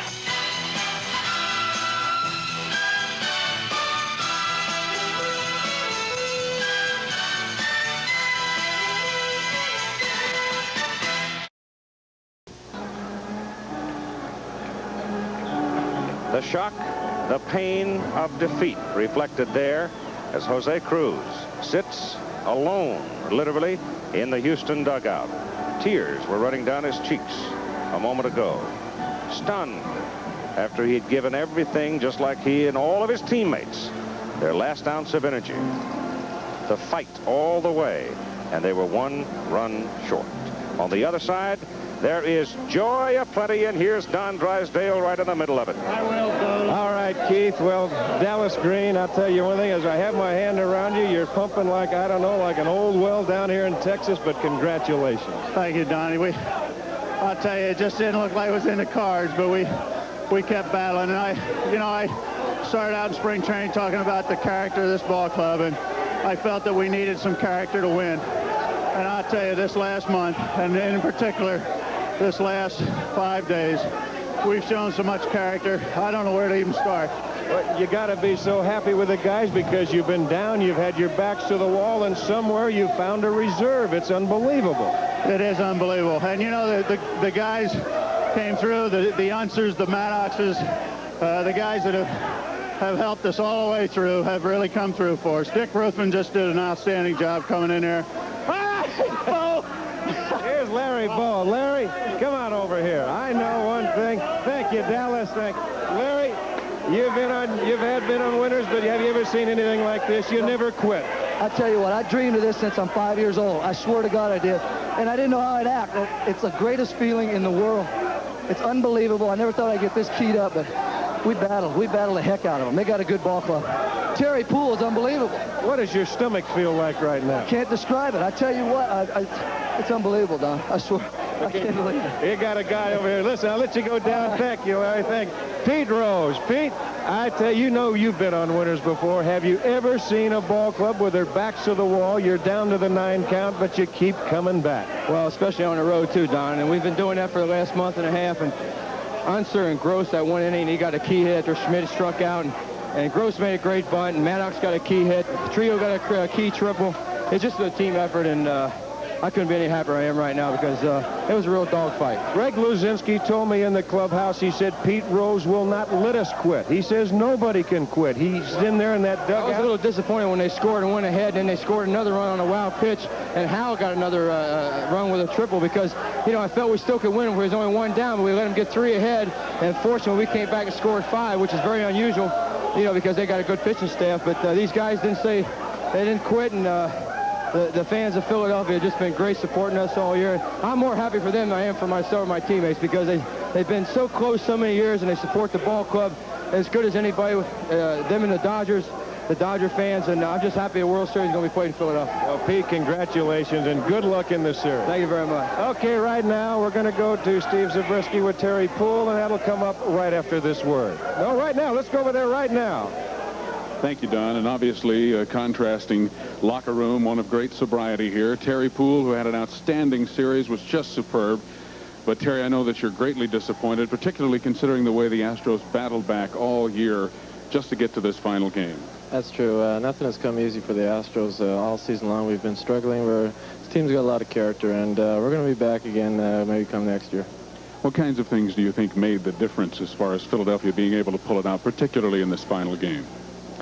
As a case, well, they were down 5-2 in the bottom of the 7th inning, I believe, and they came roaring back, and they had loaded bases and nobody out within minutes. It's a case where everything, anything they hit was a base hit, and then they rose to the occasion. That's all I can say. They're a fine ball club, and I just take my hat off to them. How much of an effect do you think the injuries had on your team, the people that you lost, particularly in this final series? Well, losing Cesar to start with was a big key. Cesar has, played with us all season long. It was a main cog in our wheel, and you can't afford to lose players like that. But that's not an excuse. We played hard. They just came up and they beat us. That's all there's to it. I'm sure that you're gratified by the way the crowd responded. It really must have helped you in these final 3 games, especially. Our fans have been just tremendous. It's really a turnaround in this city towards baseball, and that's the case. We're going to be back next year, and I'm sure they're going to be back with us. All right, Terry, thank you, and congratulations again on a great series. Thank you very much. All right, let's go back now to the Philly locker room and Don Drysdale. All right, Steve, thank you very much. Well, you've got a guy right here who is just tickled pink. Doug McGraw. Tugger, I think you're going to go back tonight and check your birth certificate. I know you've got to be a little tired. Well, Don, I tell you, I thought I'd be able to do it, but I didn't have the crispness or the sharpness on the breaking ball, and that's what they ended up dropping in there on me. They're good hitters, and if you don't go out there with your best stuff, they're going to get you, and that's what they did. But I was really glad to get out of the inning, and I'm glad Rufus came in, and he was there when we needed him. It took every ounce of everything we had as a team to do it, and we fought back and did it. I'm proud of our guys. Can you compare this club to the Mets? Not right now. I don't think so. This series had too much excitement, and the Mets was exciting, but this is a totally different kind of thing, I think. Now, how long is it going to take you to be ready for the series? Well, we've got a day and a half, I guess. I'm not worried about my arm. I'm worried about the headache I'm going to have. Listen, you deserve it. You had a great year, and congratulations. And I wish to say hello to my dad and my wife's here, and my Uncle Ted and my grandma and the kids, and Randy Lurch. I wish you were here. Well, that's true. Right now, we're going to move around, and let's get Mike Schmidt up here. Michael, come on up here, Mike. Mike, I'd say, well, congratulations. You battled them all the way, pal, and I know there wasn't the kind of series you had, but that's in the books right now. You've got the big one to look forward to. Thanks a lot. I tell you, this is obviously the best feeling I've ever had. Stay here. I know I was some dead weight out there in that game today, Don, some real dead weight, and that proves what kind of heart this team has. I didn't do anything and got picked up every time I didn't execute at the plate, and I tell you, I saw some things out there I really couldn't believe today by this team. Down 3 runs, score 5. They come back, tie it up. We finally score again, and I sat there and watched the whole thing. Well, Greg Luzinski, you had 2 big shots. You won 2 ball games. You only have to win 3, but sometimes I didn't know if there was ever going to be a 3rd game. There was going to be one. I wasn't worried about the first 2 shots because they were history. It happened in Philadelphia on that fly ball Manny Mota hit, and when that ball went in the gap, and I had the error, and they come back and tied it, I said, oh, Christ, here we go again. But the guys picked me up. Well, the biggest thing is that I can't believe the heart, the comeback. This club never did give up. I tell you, all the way down the stretch, it was unbelievable. We had a 13-inning game against a 15-inning game against the Cubs, and down 3 in the bottom of the 9th. Down 2 in the bottom of the 9th. Had to win all 4 games from the Cubs at that point, and came back. And again, Gary Maddox got the single to tie it with 2 outs. Manny Trillo got the base hit to win it. And you saw Manny Trillo. You'll never see a better ball game played by Manny Trillo than you saw out there today. And I got to give the Astros a hell of a lot of credit, especially Terry Poole. I saw more poise out of Terry Poole out there hitting that baseball today. And Nolan Ryan pitched a great ball game. And like I said, I sat back and watched the whole thing. And I'll just say one thing, George, see you in Philadelphia. Well, Bull, listen, you two guys, I know you're still the big kingpins of this ball club. Have a good time. Celebrate well. Congratulations. All right, Don, thank you. Okay, and right now, of course, Manny Trio. You heard Mike mention Manny Trio. He's the most valuable player of this championship series. And right now, let's go back upstairs to Keith Jackson. All right, Don, thank you very much. And we'll have a closing comment from Howard Cosell, and then we'll leave the Houston Astrodome. Howard? Very quickly, putting it in perspective, it was what we said it was, one of the greatest championship series ever played and probably ever to be played.